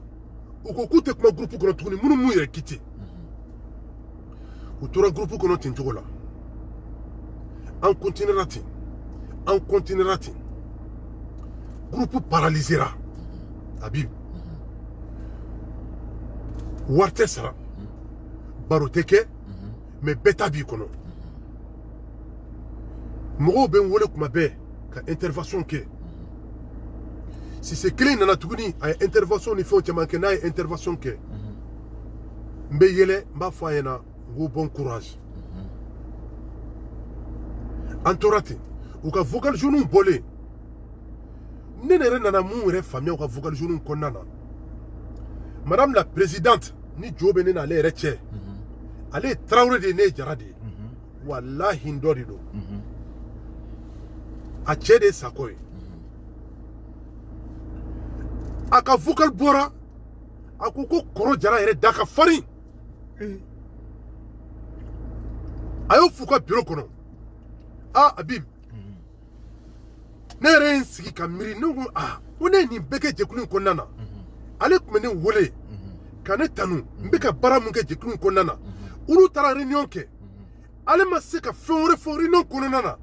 k'a fɔ Dani i bɛ ka nin mun kɛ nin waleya man ɲi mais e sera ka taa mun fɔ ko kɔrɔ Jara da ka farin ala bɛ sanfɛ ala ɲɛ b'an bɛɛ la jo de bɛ ne ni cɛ ni ne delila ka fɛn f'i ma ko mun bɛ kɛ k'a donni gasi la ala k'a bɔ n na n ko c'est pas grave ninnu bɛɛ bɛ bɔ a kɔnɔna na o bɔlen mankanw cira u ka bureau kɔnɔna yɛrɛ la Musa Sisoko o fana o bɛ mɔgɔw wele k'a f'u ɲɛna k'aw kana kɔrɔ Jara lajɛ dɛ fɛn min a ye Sofiyana fa n'a ba nini fa nini ba ninikɛla de ye kɔrɔ Jara ye Allahu Akbar astafurulayi depuis ala ye n da n ka éducation tɛ se ka n permettre k'a fɔ ko n bɛ taa n yɛrɛ bila o sira kan ja a bɛ mɔgɔw wele k'a fɔ ko n ye Sofiyana Sise n yɛrɛ dɔgɔnin don an ye ɲɔgɔn sɔrɔ jɛkulu in kɔnɔ mais u tɛ mun kalama ne n'o nana ɲɔgɔn sɔrɔ sira wɛrɛ kan mun ka jugu ni jɛkulu in yɛrɛ sira ye a delila ka waleya dɔ kɛ waleya ye a ma bɛn ma n y'a wele ka mankan ci a la mais k'a fa n'a ba nini Musa Sisoko Musa Sisoko m'a wele ma foyi fɔ mɔgɔw bɛ n wele u b'a fɔ kɔrɔ Jara Musa Sisoko bɛ k'an wele a ko k'i ye Sofiyana fa n'a ba nini n ko c'est pas grave n ko ala ka kita ni ɲɔgɔn cɛ a fɔ ko bɛɛ bɛ ne bolo ne ni Sofiyana ye kuma mun kɛ n'o y'a sɔrɔ fa nini b'a kɔnɔ ni ba nini b'a kɔnɔ ala ka ni minɛna n'o y'a sɔrɔ n delila k'a nini ko a bɔra fa nini sira fɛ ou bien k'a bɔra a balima dɔ ka sira fɛ n ko ni Musa Sisoko ye nin fɔ nin tɛ kojugu ye anw bɛ yan k'a ɲini k'a dilan an ka continuer o bɛɛ kɛlen sisan nɔ o bɛɛ bɛ fɔ e mɔgɔ min ye n ma kuma n jiginna ka bɔ groupe kan n ye yafa deli u bɛɛ fɛ nin bɛɛ kɛra ka tɛmɛ u continuera u bɛ t'u ka ligne kan ko tɛ ka dilan Dani n'a ka bureau kɔnɔ mɔgɔw mana ɲɔgɔn ye delili bɛ kɛ Dani b'a fɔ ko k'a to a ta la Habib an bɛna étape wɛrɛ de franchir sisan n nana ye an bɛ ka taa rythme mun kan tension bɛ yen n ye téléphone ta n ko nin jɛkulu in an ye wari bɔ ne yɛrɛ kɔrɔ Jara ye wari mun bɔ o ni n ye wari di minnu ma minnu déclarelen bɛ n bolo a vocalu bɛ n bolo a sɛbɛnnen don papier la a vocalu a fɛngɛ a preuve bɛɛ bɛ n bolo n ye wari di mɔgɔ minnu ma olu yɛrɛ fana b'a dɔn à peu près 2700 € et quelques a y'a faamu ko bon n'a ma ɲɛ anw ye nin wari bɔ nin yɔrɔ la ne yɛrɛ grand frère Sidi Mohamed o ye 2850 € de bɔ à peu près 3000 € o y'o de bɔ a poche kɔnɔ k'a di jɛkulu nin ma ka t-shirt 7 san Habib hali sini a tɛgɛ ma da ka t-shirt 7 nin kan a y'a ka carte sara wariw bɔ hali sini a tɛgɛ ma da kan a ma fɛn fɔ nin si la n ko non n ko kɔrɔ an bɛ yan baara de kama c'est pas grave n ka continuer an ka taa an bɛ yan ka arasa de dɛmɛ an bɛ yan ka arasa sankɔrɔta n'an ko k'an bɛ kuma misɛnninw caya a bɛna kɛ kuma ye groupe kɔnɔna na o man ɲi groupe ma anw de bɛ yan nɔ ka groupe layɛlɛ anw de bɛ yan nɔ ni mun ye mun kɛ n'o man kan an b'a fɔ tigi ye. D'accord, kɔrɔ i b'a dɔn ne tun bɛ fɛ ka min fara i ɲininka min na. C'est-à-dire à l'heure actuelle. Parce que mankan bɛ réseau sanfɛ nin sympathisant ko la. Bi an bɛ yɔrɔ min na i ko bi. C'est-à-dire que voilà o position yɛrɛ bɛ cogo di mɔgɔw fɛ k'o dɔn. Maintenant n'i y'a ye n bɛna fɔ n k'an bɛna don étape wɛrɛ kɔnɔ n bɛna don o de kɔnɔ sisan. N ye téléphone ta ka Seginɛ Mɔgɔsire wele. N ko Seginɛ Mɔgɔsire terrain sanni ko la i kun bɛ kɛnɛ kan. I kɛra seere ye. Laji tun bɛ fagansi la Laji Jara i b'a kɛ to nin yɔrɔ la. N ko aw taara terrain san. A fɔra k'an bɛɛ ka bɔ k'i fo aw bɛɛ tun bɛ terrain san yɔrɔ la. N ko sisan nɔ n bɛna question kelen de ɲininkali k'i la. N ko ne ɲɛ b'a la an bɛ ka taa tension mun bɛ réseau kan Dani ni Arasa cɛ la. N ko terrain a sanna jɔn tɔgɔ la. Seginɛ Mɔgɔsire ko Kɔrɔ Jara tiɲɛ na procuration a bɛ Dani de tɔgɔ la. Ne ko mais Seginɛ Mɔgɔsire n ko bɛ se ka kɛ cogo di? E yɛrɛ bɛ se ka kɛ cogo di jɛkulu kɔnɔna na? Aw taara yɔrɔ san na ɲɔgɔn fɛ ko procuration o kɛra Arasa tɔgɔ la. Arasa yɛrɛ bɛ Bamako yen nɔ. Aw ma taa QG la. Aw ma Lasi wele. Aw ma fɛn foyi mɔgɔ ye jɛkulu kɔnɔ. Aw ni Dani ni ɲɔgɔn cɛ. Dani y'a ka papier ci Laji ma. Ko Laji ye Dani wele. Dani ye papier ci Laji ma. Laji taara o imprimer ka na procuration kɛ Dani tɔgɔ la. Ko mais c'est pas normal. N ko man kan. N k'an bɛ tile ka kuma ni transparence ye nin yɔrɔ de kan. A ka kɛ fana yɔrɔ kɛra Dani tɔgɔ la sa. Mais ça vous coûte quoi? Aw ka jɔ ka na don groupe kɔnɔ n balimaw. An bɛ fɛ ka procuration kɛ Dani tɔgɔ la aw hakilila ye mun ye? Jama ka wari de don mɔgɔ kelen ka wari tɛ. Aw ma fɛn fɔ mɔgɔ ye. Aw taara ka procuration kɛ Dani tɔgɔ la.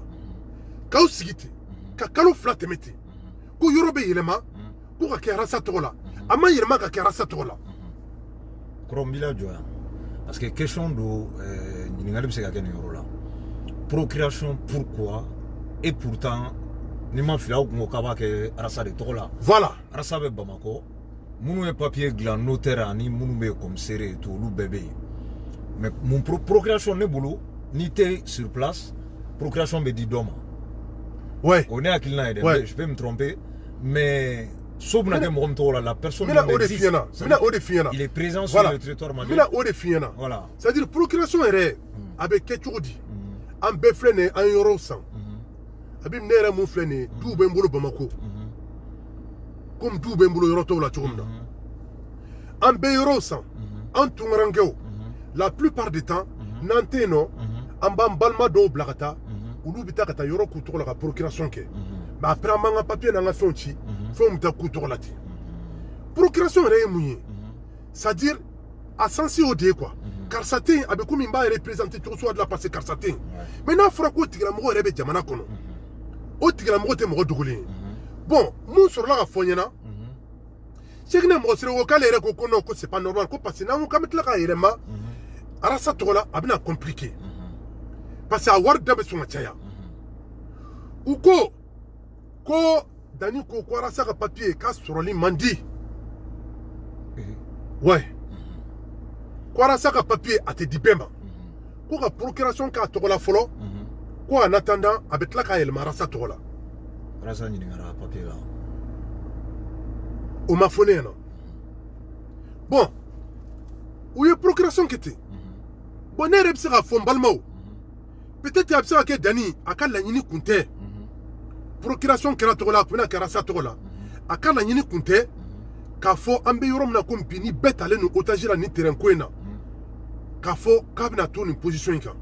mais komi kɛlɛ sera yɔrɔ dɔ la a y'a k'a ka kɛlɛkɛ bere ye a y'a kɛ arme ye a bolo sisan nɔ komi n tɔgɔ bɛ fɛn kan n b'a kɛ n ka kɛlɛkɛ bere ye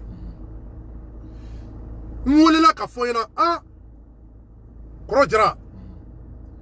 papier kalifalen don mɔgɔ mun na Dani balima dɔ bilala ka taa papier minɛ a tes sympathisants kono mo chitado ça c'est pas normal nye woleli ke ngo karsa papier o kalfalendo edela ngo essayer et droalendo ka papier ota ka di dani dogonima ka soro o ma do jekulu kona ka fefo o ma fo mo e flo d'une ko procuration kera dani togola de deux atlala ka dogoni blaga ta papier o mine nga tara ni papier munu mine ni procuration do muni fin dani soro bi sympathisant ou bolo bora kola mo passé c'est pas normal o tigila moko konema a korojara neta kalfa de diranema ako kaba dogoni black na papier mine aya dogoni black ta papier mine ne décharger ke ka papier kala ka fokunya ta kada dogoni ma bon ko kana kesi sans ça video manu yere na boni kuma wi réseaux sociaux kan papier ko kuma fora abib c'est ça non ne fait mon parcours mon que sympathisant papier ko kuma mana fo ka be ni yoro la ne kan nganda do ala wa ne manganda do ala ne joro ka bon sympathisant ngono ka daka ne war hake mo sympathisant ngono ka daka mo hake mu ye war do sara volontaire la ne sababu ala ka daka nkanu ne no chugum na sympathisant kono donc ninko ataka ne dans tongo do mbe wole nga téléphone chauffeur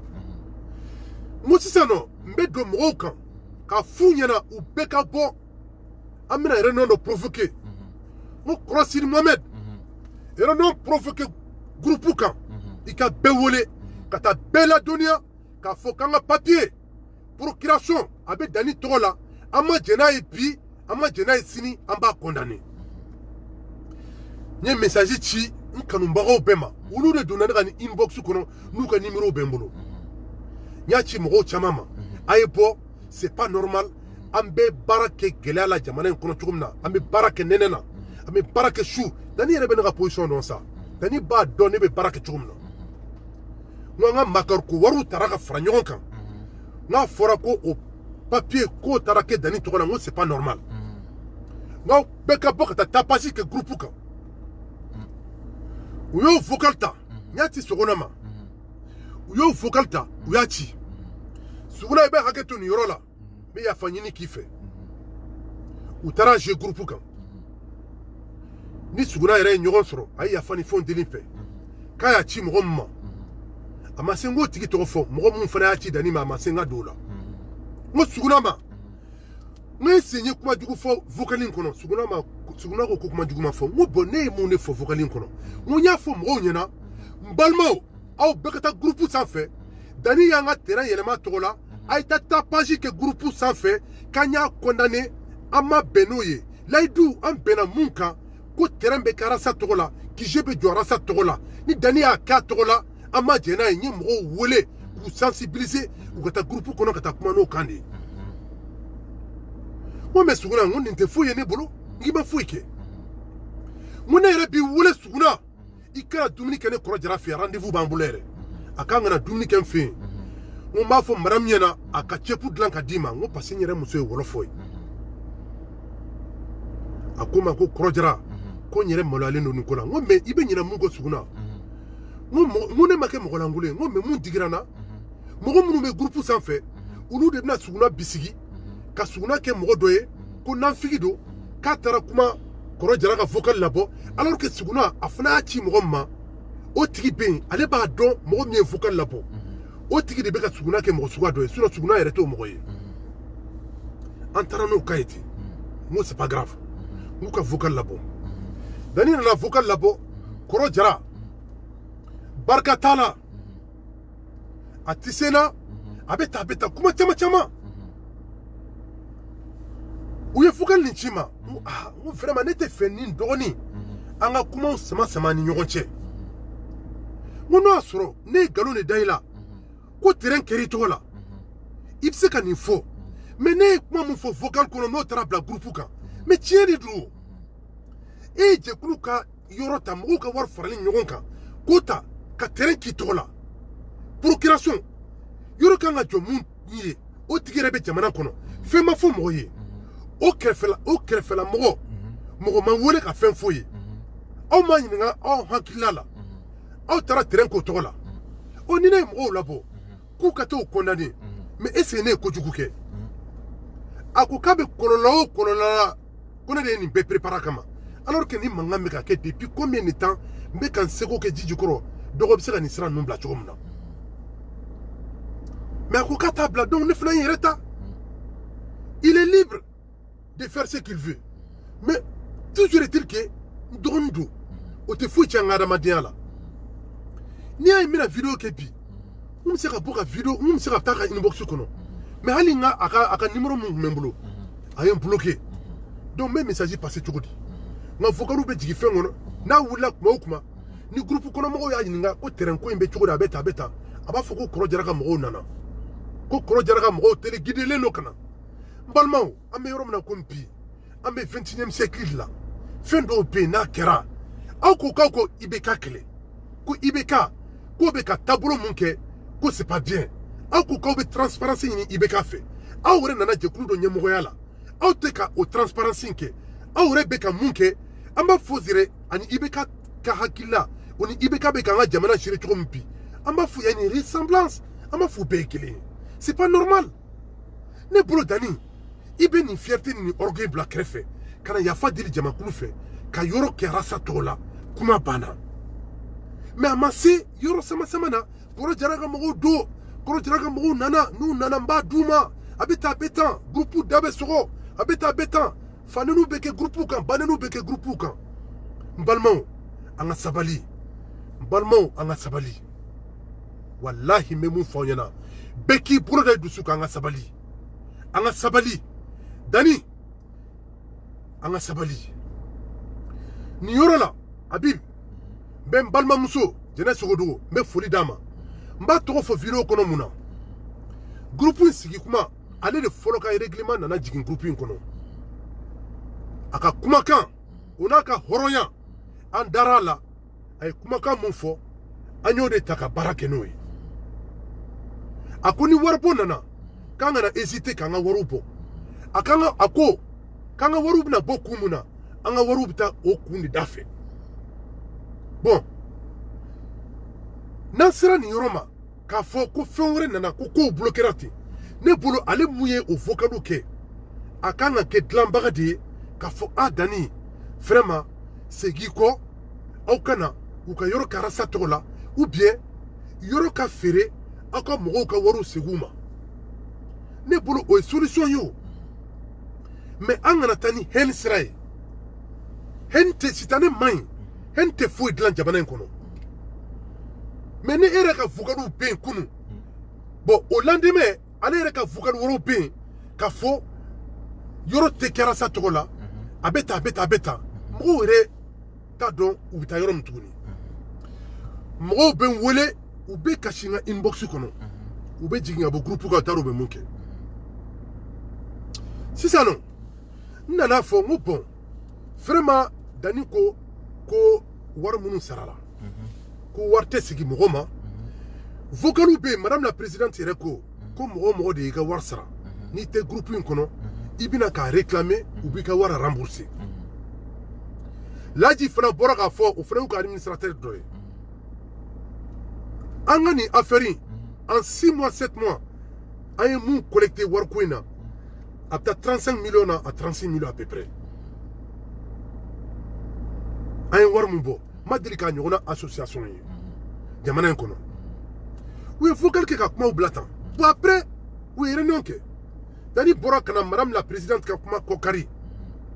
a ko yɔrɔ tɛ kɛ rasa tɔgɔ la bi yɔrɔ tɛ kɛ rasa tɔgɔ la sini a bɔra a ko mɔgɔw ka wariw tɛ segin u ma n ko dɔgɔ segin kɔ n b'a ɲini fɛ ala ni kira kama Kɔrɔ Jara de bɛ ka kuma i fɛ Dani i kɔniya foyi tɛ ne kɔnɔ n b'a ɲini fɛ hɔrɔnya mun b'i la n b'a dɔn orgueil de don i dusu bɔlen don mais segin kɔ hali bi i k'i yɛrɛ rattraper an bɛ mun ɲini i fɛ nin projet in an bɛ projet in bila i ka fɛɛrɛ kɛ terrain feere la a b'i tɔgɔ la procuration b'a la aw kan ka wariw an ye wari minnu bɔ jɛkulu in kɔnɔna na lisiw bɛ yen mɔgɔ minnu ye wari di mɔgɔ minnu ma aw k'a lajɛ ka fɛɛrɛ kɛ an bɛ se ka solution ɲini cogo min na ka mɔgɔw ka wariw segin u ma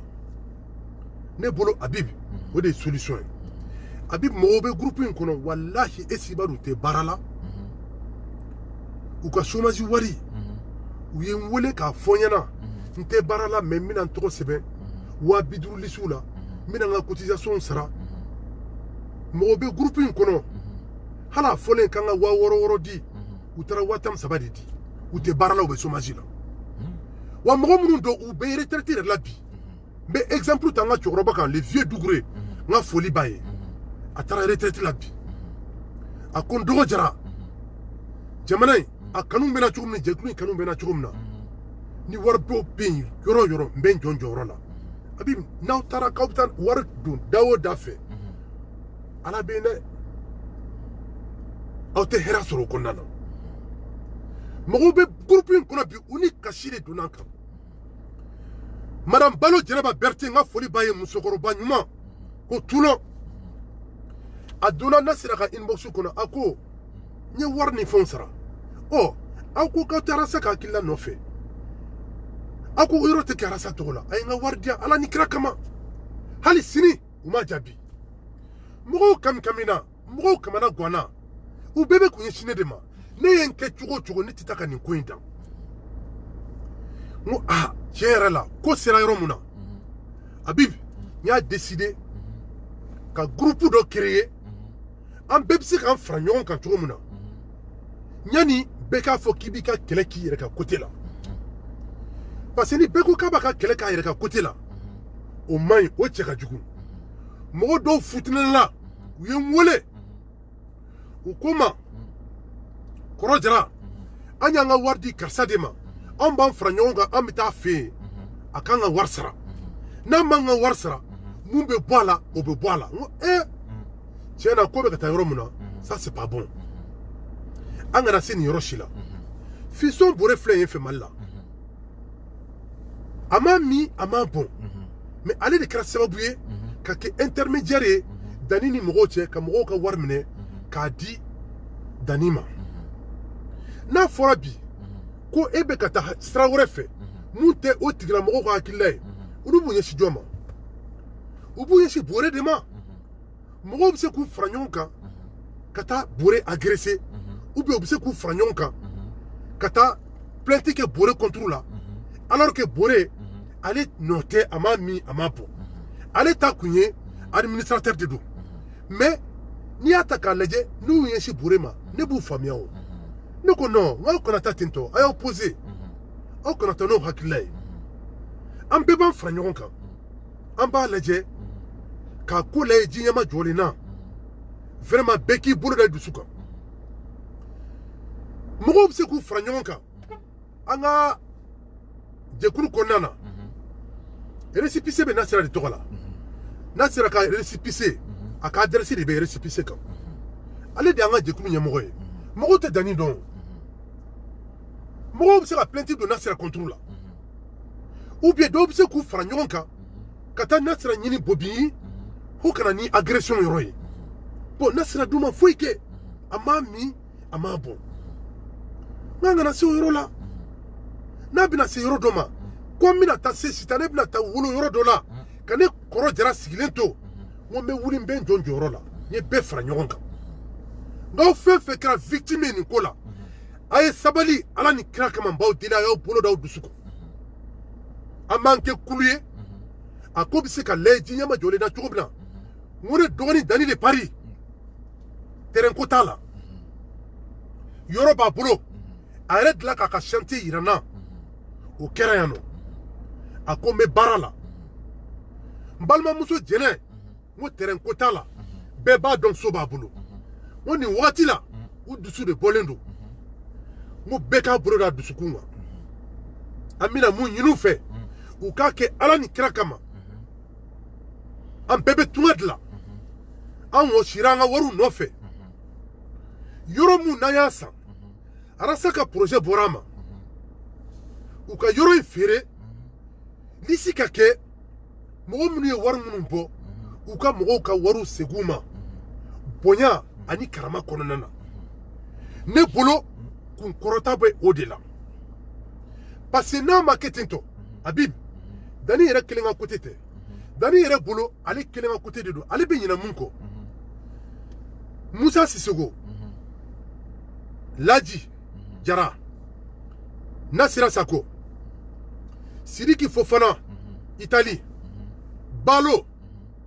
Isken Kanté ni mɔgɔ fɛn fɛn tun bɛ mɔgɔw ka wariw encaissé mɔgɔw bɛna t'u ɲɛsin olu de ma bon n'olu tigɛra mɔgɔw ni fɛn dɔ taara olu sɔrɔ e sababuya la bi alors que e de y'u wele ko a ye na an ka baara kɛ ɲɔgɔn fɛ ah e si nimisa tɛna bɔ a la n'o y'a sɔrɔ ale kelen de tun ye wari minɛ mɔgɔw tɛgɛ kɔnɔ ale tun bɛ se k'a fɔ ah n b'a kɛ tan n b'a kɛ tan n b'a kɛ tan mais intermédiaire de bilala e ni mɔgɔw cɛ minnu ye wari ninnu encaissé mɔgɔw bɛ se ka taa k'a fɔ k'u bɛ t'u ka wari ɲini u yɛrɛ ye ka t'u ka compte régler u yɛrɛ ye parce que u futinɛlen don n ko a ye na an ka fara ɲɔgɔn kan aw ka sabali aw ka kɛ kulu ye c'est vrai u choquelen don u traumatiselen don u t'a dɔn u bɛ mun kɛ n ye n ka portable ta n ye whatsapp groupe créé n y'u fara ɲɔgɔn kan mɔgɔ o mɔgɔ tun bɛ ka n wele n ko a ye na an ka fara ɲɔgɔn kan an ka hakilila yira ɲɔgɔn kɛ an ka hakililaw yira ɲɔgɔn na n ye groupe in créé n ko Sidi Mohamed ma n ko Sidi Mohamed n ko n bɛ fɛ ka groupe dɔ créé n y'a créé vers les environs de 1h du matin comme ça tellement que n bɛ wele an b'an ka wari sɔrɔ cogo di an b'a kɛ cogo di an t'aw to yen an b'a kɛ tan an b'a kɛ tan n ko non n ko ninnu bɛ ka taa ni sira min ye n'i ma jɛkulu créé bɛɛ bɛ se ka fara ɲɔgɔn kan cogo min na an ka kɛ force ba kelen ye k'a lajɛ bɛɛ k'i bolo da i dusukun na an ka nin ko gérer adamadenya kɔnɔna na ni fɛn dɔ taara bɔ a kɔnɔ an bɛɛ bɛ nimisa n ko jɛkulu in n bɛna créé i hakilila ye mun y'a ko la a ko ko i b'a tɔgɔ kɛ sympathisant CDR Rasbat n ye jɛkulu in créé ten ka kɛ sympathisant CDR Rasbat Rasbat nin na n ma se ka Rasbat bɛɛ sɛbɛn n ye a kɛ sympathisant CDR Rasta mɔgɔw nana don mɔgɔw nana don mɔgɔw nana don Habib walayi i b'a fɔ ko jɛkulu in kɔnɔna a kɛra i b'a fɔ n'a sɔrɔ cellule de crise de don quoi i b'a fɔ n'i ye yɔrɔ créé mɔgɔ minnu u traumatiselen don il faut que u kana u ɲɛfɔ mɔgɔ ɲɛna u bɛ se k'u yɛrɛ u bɛ se ka kuma ɲɔgɔn cɛ cogo min na quoi e ta kɛra cogo di e ta kɛra cogo di bɛɛ bɛ k'i ta fɔ dɔw yɛrɛ bɛ kasi n ko vraiment u mago b'a la parce que il faut que u ka kuma u ni ɲɔgɔn cɛ pour que u dusu bɛ se ka suma cogo min parce que n'u gɛngɛnna ka bɔ groupe kɔnɔ ou bien u ka jigin jigin u yɛrɛ ye ka bɔ groupe kɔnɔ u ka taa k'u bɛ t'u ka compte régler mɔgɔ minnu ye wariw minɛ ka fara ɲɔgɔn kan u tugulamɔgɔw n'u ni ɲɔgɔn cɛ n k'o tɛ ko ye mun ka ɲi donc groupe in créé cogo filɛ n ye groupe in créé k'a kɛ ten Habib ne bɛ mun fɔ aw ɲɛna nin yɔrɔ la ne bɛ mun ɲini Dani de Paris fɛ a ka sabali a ka sabali bɛɛ b'a dɔn a ye kɛlɛ kɛ Rasta nɔfɛ mais ni ko tiɲɛna bi ni ko tiɲɛna bi a kana jama ka jɛkulu jama ka wari a kana fɔ k'a b'a ta k'a kɛ kɛlɛkɛ bere ye a kana jama ta otage la mɔgɔ caman bɛ groupe in kɔnɔ bi u bɛ n wele u bɛ kasi an b'a kɛ cogo di an tɛ se ka taa an ka wari bin Habib ni Dani yɛrɛ y'a yɛrɛ bila o tigilamɔgɔ ninnu place la bi n'ale y'a yɛrɛ bila o tigilamɔgɔ minnu place la bi ale yɛrɛ a ka réaction bɛ kɛ mun ye bɛɛ b'o dɔn aw ka bisigi international nin kɛra yan nɔ dɔw ye wariw ta otage la mais bɛɛ bɔra k'u dɔgɔya e kana sɔn o ko ka kɛ terrain bɛ yen nɔ a ye terrain bila vente la ka terrain feere mɔgɔ minnu ye wari hakɛ minnu bɔ lisiw ka dressé u ye wari di mɔgɔ minnu ma u ka mɔgɔw ka wariw segin u ma projet n'i bɛ fɛ ka projet wɛrɛ ta sisan nɔ i bɛ o créer k'a kɛ sympathisant Dani ye ou bien sympathisant du Mali ye k'o projet créer ka continuer n'i ka baara ye walahi ni Ala b'i kɔ mɔgɔw bɛna don a kɔnɔ i ka jɛkulu a bɛ sankɔrɔta n'i ko i bɛ ko kɛ ni nin ye tantɔ fanga an tɛ yan fanga kama ne tɛ yan ka fanga yira n dɔgɔnin na ne t'a bibi ne yɛrɛ bɛ jamana in kɔnɔ ne ye 17 ans de kɛ n bɛ sécurité kɛ jamana in kɔnɔ en même temps n bɛ baara wɛrɛw kɛ kɛrɛfɛ hali bi n b'o demande de kɔnɔna na aw bɛ to ka mun bila sécurité la rasa nɔfɛ n'u b'a fɔ a ma ko papisiba aw bɛ papisi ɲininka k'a ka ɲininkali kɛ ko jɔn ye bulo ye a bɛ n ka nin video yira la a b'a fɔ aw ɲɛna mɔgɔ min ye bulo ye mais n furadama ma deli k'o fɔ donc ne bɛ mun fɔ yɛrɛ fɔ tɛ vendredi samedi j'ai 14 personnes sous ma responsabilité dans le cadre de la sécurité an ye fɛn bɛɛ jamana in kɔnɔ yan an ye agression sɔrɔ jamana in kɔnɔ on a tout vu mais an tient au sira kan an tient ka kɛlɛ kɛ an tient ka kɛlɛ ɲini ni dɔgɔnin cɛ n bɛ kuma fɛ ala ni kira kama a ka sabali a k'a bolo da dusu kan a k'a bolo da dusu kan a bɛ tunga dilan denw b'a bolo n'a ye ko kɛ ko mun man ɲi ne yɛrɛ b'a wele b'a f'i ye nin mun kɛ a ma ɲɛ a b'a fɔ kɔrɔ n jo t'a la n tɛ segin a kan siɲɛ wɛrɛ n ko dɔgɔ denw b'i bolo video kɛba in a dabila wagati la n y'a fɔ a ɲɛna n ko n'i ma ɲɛ i bɛ to ka kuma jɛkulu tɔgɔ b'i kan i ka jɛkulu i ka ɲɛmɔgɔya ta k'a di Nasira Sako ma n tora Nasira Sako ka inbox kɔnɔ n ko Nasira Sako n ko sabali an k'a fɔ Dani ɲɛna a ka taa ka video maniya la a k'an ka jɛkulu to kɛrɛfɛ mais toujours est-il que a sen kelen bɛ kɛ jɛkulu kɔnɔ ni ko o ko bɛ kɛ a bɛ ladɔnniya o la an tɔgɔ tɛna nɔgɔ a ka video maniya senfɛ n ko an bɛ nin yɔrɔ mun na komi bi an bɛ ka taa taabolo mun kan n ko c'est pas bon conseil caman ne y'o di Dani ma ka tɛmɛ ko n'a fɔra bi ko Dani bɛ k'a fɔ groupe kɔnɔ ko Kɔrɔ Jara ka mɔgɔw de ye nin ye mɔgɔw bɛ k'a fɔ ko Kɔrɔ Jara ye nkalon ta k'a da Dani na bon ne t'a dɔn ne ye nkalon mun ta k'a da Dani na o ne y'a fɔ mɔgɔw ɲɛna dɔrɔn a ye bɔ a ka taa tapage kɛ peut-être que la manière dont je me suis prononcé a bɛ sɔrɔ tapage yɔrɔ mɔgɔw bɛ se k'o bila fɛn dɔ la a ye bɔ a ka taa condamné an ka yɔrɔ kɛra karisa tɔgɔ la jɛkulu ta de don a man kan ka k'a tɔgɔ la ne m'o kuma juguma yɔrɔ ye o n'olu tugu nana k'olu bɛna kuma olu mana bɔ dɔrɔn Kɔrɔ Jara ka mɔgɔw na heure sera n b'u ka na heure dɔn a bɛ tan a bɛ tan a bɛ tan walahi ni mɔgɔ dɔw ni ne ni ɲɔgɔn cɛ téléphone yɛrɛ t'an ni ɲɔgɔn cɛ yɛrɛ u ko dɔrɔn u ye wari bɔ k'u ka don mun na i ko k'u ka hakilila falen i ko k'i ye sira wɛrɛ ta u ko k'u bɛ mun ɲini fɛ i k'u ka wariw d'u ma u ka taa mais bi ne yɛrɛ bolo ça c'est tellement simple a se bɛ Dani ye bi u ka fɛɛrɛ ɲini na an ka terrain feere c'est vrai que ni Ala ma mun latigɛ c'est pas grave ni Ala ma mun latigɛ c'est pas grave u bɛ terrain feere n'u ye terrain feere u b'a lajɛ ka lisi kɛ ka mɔgɔw ka wariw d'u ma ni mɔgɔ min mana ka o wari réclamer o kɔfɛ o wari y'u garisɛgɛ ye kuma banna parce que mɔgɔ minnu filɛ nin n'u taara wariw minɛ ne filɛ nin ne bɛ Nasira Sako ka yɔrɔ dɔn ne bɛ Laji Jara ka so dɔn ne bɛ Musa Jara ne bɛ Musa Sisoko ka yɔrɔ dɔn olu de ye ne ka wariw minɛ o n y'o de fɔ aw ɲɛna o 340 n y'a ta k'a di Musa ma 800 euros waa kɛmɛ n y'a ta k'a di Laji ma 720 n ka 100 euros ni fɛngɛ ninnu n y'a ta k'a di Musa ma 300 et quelques an ye wari minnu sara waa kɛmɛ n taara di Nasira ma ha ka so donc c'est tellement simple i ye wari di mɔgɔ min ma a karisa hɔrɔnya kɔnɔna na ne ye wari d'aw ma an bɛnna nin de kan aw tɛ fɛ ka taa nin kan a ye ne ka wari di yan n'olu m'a di mun bɛna taa bɔ o kɔnɔ a tɛna taa kɛ règlement de compte ya ça c'est pas bon n sirannen don o yɔrɔ de ye an kana se o yɔrɔ ma an kana taa o terrain kan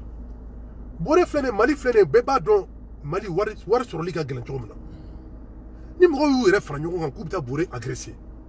Mali la mun de bɛ sɔrɔ ka fɔ fission dun m'a min a m'a bɔn bon ne yɛrɛ bɛ se k'a fɔ yɛrɛ olu yɛrɛ fana ka laɲini tɛ nin ye quoi olu ka laɲini tɛ nin ye ne fana bɛ se k'a bisigi fana Dani a kun b'a dabɔ nin kama mais kow tiɲɛna bon comme kow tiɲɛna n bɛ nin ta ka nin kɛ n ka kɛlɛkɛ bere ye et ça c'est pas une bonne manière c'est pas une bonne idée Amay, parce que mɔgɔw ye ménage kɛ jamana in kɔnɔ, mɔgɔw ye poubelle ko kɛ jamana in kɔnɔ, mɔgɔw ɲanina u bɛ n wele karisa n bɛ fɛ ka don a la n ko ah vraiment courage ko don. Mɔgɔ dama mun bɛ c'est-à-dire complicité bɛ ne ni mɔgɔ dama mun cɛ jɛkulu in kɔnɔna na n tɛ baara la n bɛ baara la est-ce que i bɛ se ka n dɛmɛ nin na est-ce que i bɛ se ka nin kɛ n na yan nɔ. N ye mɔgɔw dɛmɛ k'u to degun kɔnɔna na n ma deli k'u ye n ma deli k'a min n ma deli k'a bɔn hali u tɛ faransi jamana in kɔnɔ yan nɔ o bɛɛ kɛra yan o bɛɛ ye an ka jɛkulu a bɛ se ka avancer cogo min na. Ko ni kuma bɛ ka se nin yɔrɔ la vraiment n bɛ mun ɲini Dani fɛ n bɛna conclusion mun tirer ka mun ɲini Dani fɛ a ka sabali hali bi a ka sabali a k'a bolo da dusukun na a k'a bolo da dusukun na mun ye terrain ko yɔrɔ ye a ka procuration ko in projet in a ka annuler parce que ko sera yɔrɔ mun na ce n'est pas la peine projet ka se nin yɔrɔ ma parce que u tɛna se ka ɲɛ a la tuguni ale yɛrɛ ko ko projet annulé la bon projet annulé la dɔw ko k'a bɛ fɛ ka kɛ misiri ye bon abi i y'a min i bɛ misiri jɔ i bɛ misiri jɔ ni wariw ye wari minnu a sanuyalen don i bɛ misiri jɔ ni wariw ye wari minnu mɔgɔw tɔɲa ni wari tɛ mais n'a fɔra e ye mɔgɔw fara ɲɔgɔn kan o wariw farala ɲɔgɔn kan e ye yɔrɔ ta otage la e ko ko e bɛ yɔrɔ kɛ silamɛw ka ɲɔgɔn dalajɛ kɛ yɔrɔ ye silamɛya dun m'a yira k'a fɔ ale bɛ ka nin taabolo mun kɛ est-ce que o ka kan o man kan ne b'o condamner ne bɛ mun fɔ a ye dɔrɔn a k'a kɛ ala ni kira kama a ka sigi a kɔ ne t'a yira k'a fɔ ko force bɛ na n dɔgɔnin de don se tɛ ne ye a y'a faamu an tɛ yan ka kɛlɛ kɛ a yɛrɛ ko groupe kɔnɔ ko ne ye barika bannen de ye mais olu tɛ digi ne na olu tɛ digi ne na mais Dani yɛrɛ b'a dɔn ne bɛ baara kɛ rythme mun na Dani bɛ ne dɔn ne de tun b'ale wele n'a ye dɛmɛ ɲini wagati o wagati n bɛ n jɔ n jɔyɔrɔ la n bɛ n seko kɛ mais n'ale taara bɔ tan ka ne lagosi ah Habib ne ko n ko vraiment il est temps que n ka weleli kɛ n ka expliquer bɛɛ ka se k'a faamuya tan n bɛ mun ɲini a fɛ ala ni kira kama a ka sabali an kana kuma in sama ka taa yɔrɔ jan. Kɔrɔ a ɲɛna parce que i ye ne wele. Ouais. I ko i bɛ fɛ ka kuma non seulement i tɛ Facebook kan n'i ye vidéo ye soit YouTube ou bien ni mɔgɔ y'a ci ma WhatsApp la. Bon ne ko problème t'a la s'il s'agit Arasa ko ne bɛ yen. Je peux entendre tout en moi aussi j'entends tout. Ouais. Et fɛn o fɛn bɛ fɔ ne kun kan fɛn o fɛn bɛ fɔ ne ma ne b'a dɔn Arasa ko don quoi. Pour moi c'est pas grave. Ni bɛ min jaabi n b'o jaabi ni tɛ min jaabi i bɛ si kɛ kuma la moi je parle pas. Pour moi fɛn o fɛn n'a sɔrɔla Arasa dɛmɛ don ko bɛ se ka taa ɲɛ n'i ye ca min wele a bɛ k'a kɛnɛ kan. Ouais. Ne ka devise y'o ye o diyara mɔgɔ ye o ma diya mɔgɔ ye i b'i feu rouge ci o ne tasira ye c'est à dire que ne mɔgɔw minnu bɛ ne dɔn kan denmisɛnninya fɛ u bɛ ne jogo dɔn quoi. Ne ma baga mɔgɔ si ma n ma bila mɔgɔ si contre la an bɛɛ ye ɲɔgɔn sɔrɔ Arasa ko de la s'il s'agit ka Arasa dɛmɛ ne bolo ni maaw farala ɲɔgɔn kan a bɛ kɛ poids ye o tɛ se ka kɛ degun ye o ne ka hakilina ye. Voilà. Ma faamuya réseau in ka ko daminɛw la an bɛɛ ye ko dɔ kɛ ɲɔgɔn na an bɛɛ ye ko caman kɛ fɛn dɔw mɔgɔw y'a kɛ an vidéo sugu dɔw kɛ c'était même pas la peine et il va falloir que malien denw an bɛ don min na i ko bi komi i y'a fɔ kuma daminɛ la Mali bɛ degun dɔ kɔnɔ ne ɲɛ b'a la c'est à dire que pour an ka bɔ nin crise kɔnɔ an bɛ dugawu kɛ ani maa minnu bɛ fɛ an ka bɔ crise kɔnɔ olu ka dɛmɛ an ka se ka bɔ crise kɔnɔ mais en même temps il faut pas oublier pour que nin daga in an ka se ka c'est à dire que IBK yɛrɛ ka régime k'a bɔ en mémoire la il va falloir qu'on commence à préparer 2023 et o tɛ se ka kɛ ni mɔgɔ ma fara ɲɔgɔn kan c'est à dire que e ni ne kana kɛ hakilina kelen ye mais an tɛ se ka kɛ ɲɔgɔn jugu ye quoi bon ne ɲɛ b'o de la malien de l'extérieur ni ɲɔgɔn tɛ notamment la France c'est à dire que an bɛ yan il ne tɛ hakilina kelen na mais en même temps an bɛ fɛ ka ɲɔgɔn faga moi c'est ça que je comprends pas tant que an m'o de bila bɛɛ k'i ka différence bila à côté et que Mali ko mana na dɔrɔn an k'o bila ɲɛfɛ min bɛ se k'an avancer an ka t'o sira fɛ moi j'ai dit ne ka Mali jɔ c'est à travers des Rasbach c'est pas compliqué hein o foli bɛ se ka dɔw tɔɔrɔ ko n b'a fɔ n bɛ segin a kan n ko n ka vidéo je répète ni Arasa y'i cu n bɛ n cu ɔ dɔw ko k'a y'i cu wa caman yɛrɛ y'a cu moi je suis comme ça maintenant s'il s'agit k'a fɔ ko an bɛ bɛn an bɛ kow labɛn moi je suis partant tout le temps o ma kɛ ne bolo défaut ye hali siɲɛ kelen quoi mais ne bɛ fɛ ka min fɔ tout simplement c'est à dire que mɔgɔ mɔgɔ n'a sɔrɔ o b'an lamɛn u ka faamuya dɔrɔn k'a fɔ n'i ko ko arasa ko ne bɛ yen ne ta c'est à dire que ne o bɛ se ka kɛ juguman ye dɔw bolo dɛ mais ne b'o point de kan kɔrɔ y'i ka kuma fɔ a ɲɛna ne hakili la mɔgɔw ye caman faamuya la sisan dernier kumakan laban min b'i bolo i bɛ se ka min fɔ par comme i y'a fɔ k'a farala ɲɔgɔn kan yɔrɔ dɔ la donc kumakan laban min b'i bolo ka se k'a lase jama ma an bɛ vidéo bila komi a janyana d'accord i b'o fɔ an bɛ vidéo tigɛ quoi ok balimaw kumakan ma laban min bɛ ne jara bolo ne furadama ne ka arasa kanu ne furadama ne ye n ta kɛ dogo la ne ta kuma bɛ mali la ma deli ka taa carrefour la arasa ma deli ka n ye mais minnu ye arasa kanubagaw ye n se ye mun ye k'a k'u ye videoman ninnu caman bɛ yen nɔ hakili bɛ mɔgɔ minnu ta la hali wagati la u ka videoman dɔ tun bɛ ko mali frappe n bɛ foli d'a ma nin yɔrɔ la a delila ka appel dɔ lancer ko Fuseni Fagoli ni Solo Tamani k'u bɛna concert dɔ kɛ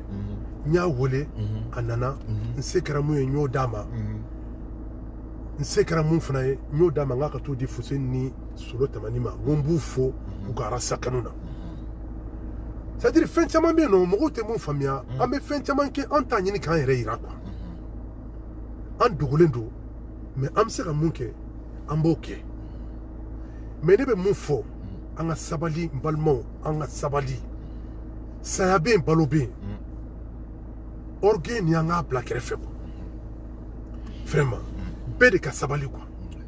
an k'a lajɛ an ka ɲɔgɔn minɛ hali bi tunga la n bɛ mun fɔ aw ɲɛna n balimaw ne ta ye arasa kanu ye komi aw ni Dani aw ma taa sira kelen kan Dani ko k'ale bɛ taa ka sira fɛ a y'a ka direction ta donc anw jiginna ka bɔ a kɔnɔ anw fana y'an ka direction ta anw ka direction an ko an bɛ continuer an ye layidu mun ta k'a fɔ k'an b'a kɛ rasta ye an bɛ continuer k'o combat kɛ o kijejɔ ni ala ni kira sɔnna a ma anw bɛ continuer n'o projet ye an y'an fara ɲɔgɔn kan an ka can effectivement an ka can bi an ka groupe yɛrɛ kɔnɔ c'est à dire n'i y'a jateminɛ k'a lajɛ groupe in créer fusayara mɔgɔ caman ma parce que u kelen ils étaient tous seuls u kelen de tun b'u ka so ju la u bɛ kasi mais u bɛna u bɛ haminakow fɔ u b'u kɔnɔ kumaw fɔ n b'a fɔ a y'aw bolo da aw dusu kun n'an bɛ taa an bɛ se groupe in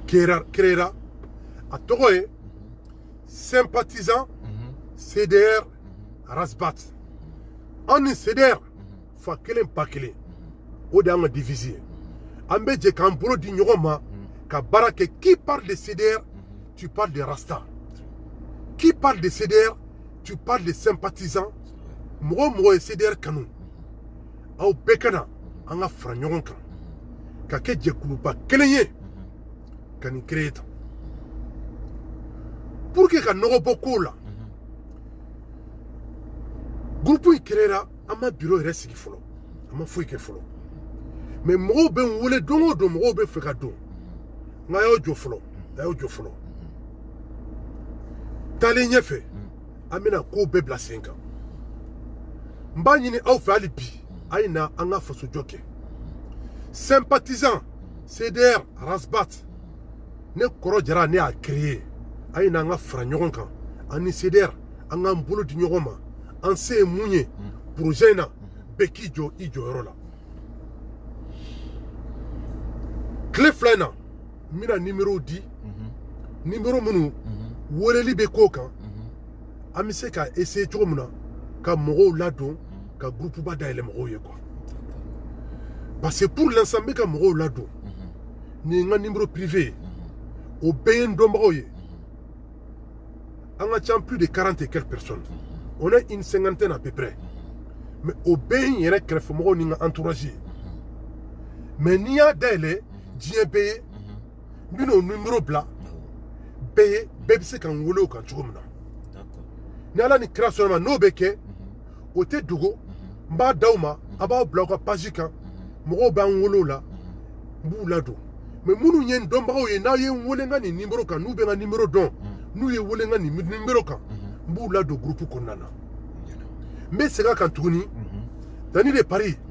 i jugu tɛ ne ye i dɔ de ye ne ye hali bi hali kunun ni grande sœur kumana a ko n ma a t'a fɛ mankan ka bɔ nin na n ye n kan d'a ma n ni ala ni kira sɔnna ma grande sœur mankan foyi tɛ bɔ nin na a ko vraiment mankan bɛ yɔrɔ o yɔrɔ a tɛ yen n ko mankan tɛna kɛ n dɔgɔnin de don nin ye soko de ye o mais n'i ye i dusu bila fɛn hakili ɲɛ fɛn dɔw bɛ bɔ a kɔnɔ ka sɔrɔ a ma sigi n'a ye quoi an k'a lajɛ bɛɛ ka segin kɔ bɛɛ ka yafa ɲɔgɔn ma ne kɔni yafalen don Dani ma ne yafalen don Musa Sisoko ma n'ale ko ne yɛrɛ bɛ fani ni banni kɛ alors que ala b'a dɔn kira b'a dɔn depuis ala ye n da nin bɛ nin nan tɛ se k'a fɔ mɔgɔ ma kɔrɔ an bɛ vidéo bila tan voilà ka n'i yɛrɛ justifier ne fɛnɛ b'o kamara da ye c'est à dire que tant que i bɛ faso jɔ in sira kan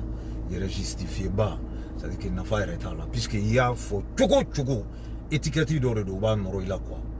et tu passes minnu y'i faamu minnu b'i fɛ n'olu bɛ baara kɛ minnu n'olu bɛ fɛ de k'i tɔgɔ nɔgɔ diyagoya et c'est à dire que olu ka continuer n'o m'i lajɔ parce que fɛn dɔw kɛkun ye de i ka se ka sira bila fɛn dɔw kɛkun y'i la i ka se k'i makun Habib yɔrɔ dɔ don n bɛna mun f'i ɲɛna c'est à dire quoi ne yɛrɛ groupe in kɔnɔ ne yɛrɛ an mɔgɔ damadɔni dɔrɔn ka wari ta ka fara ɲɔgɔn kan tellement que an ye wari in ta projet ta ni dusu dɔ ye an mɔgɔ damadɔni dɔrɔn ka wari talen ka fara ɲɔgɔn kan ka calculer à peu près an bɛ t'an yɛrɛ jɔ jusqu'à 8 millions quoi an bɛ t'an yɛrɛ jɔ jusqu'à 8 millions à peu près million seegin mɔgɔ minnu bɛ ne ni mɔgɔ minnu faralen don ɲɔgɔn kan groupe in kɔnɔ a bɛɛ ka preuve b'a bolo ne yɛrɛ ka fɔ k'o bɛɛ bɛ n bolo n ka papier bɛɛ bɛ n bolo bon n'a fɔra ko projet ma kɛ tan mɔgɔ sira fɛ an ka lajɛ an ka yafa ɲɔgɔn ma an ka sabali ni ala sɔnna a ma an bɛ dugawu kɛ ala ka jisuma k'a kan ala ka to aw ka bɛn a la pour que a bɛ se ka ban hɛrɛ kɔnɔ a y'a dabɔ min kama a ka se ka k'o ye n balimaw ni ne tun don ka se ka bɔ ka nin yɔrɔ fɔ kɔrɔ jara ka demande na parce que ne ma bɔ ka vidéo kɛ nin kan a jɛkulu ne bɛ CDR de kɔnɔ ne ye CDR de ye ne ma bɔ ka kuma c'est parce que tout simplement sympathisant ne tun b'a kɔnɔ mais ne ka association tɛ voilà ne ka association tɛ an tun bɛ débat k'a kɔnɔ an bɛ kuma caman k'a kɔnɔ mais a bɛ cogo min na i ko bi minnu bɛ yen n'a sɔrɔla olu cotisera comme il faut a bɛɛ tɛ se ka to silence la o de y'a to kɔrɔ jara ye demande kɛ j'ai pas hésité à accepter donc balimaw n b'aw fo ka waleɲuman dɔ dan tɛ foli min na ni min bɛ cam kɛlɛ arasa kɔsɔn n'i y'a bila ala kana hɛrɛ k'i ye arasa kɔsɔn n'i bɛ ne kɛlɛ n'i y'a dabila ala kana hɛrɛ k'i ye wallahi n bɛ n kali ala la parce que trop c'est trop dɔ kɛra quoi diffamation nkalontigɛ burujali fɛnw na o tɛ ne ta o bɛ cɛ min na jɔ ne tɛ wa ne tɛ bɛɛ jaabi ko ye n bɛ nin fɔ n bɛ segin a kan n tɛ bɛɛ jaabi n balimaw sur ce n b'aw bila arasa ne cam n'arasa y'i cu bilahi mɛ n cu ɔ k'a y'a cu wa cam y'a cu wa one love à vous tous jara safara ye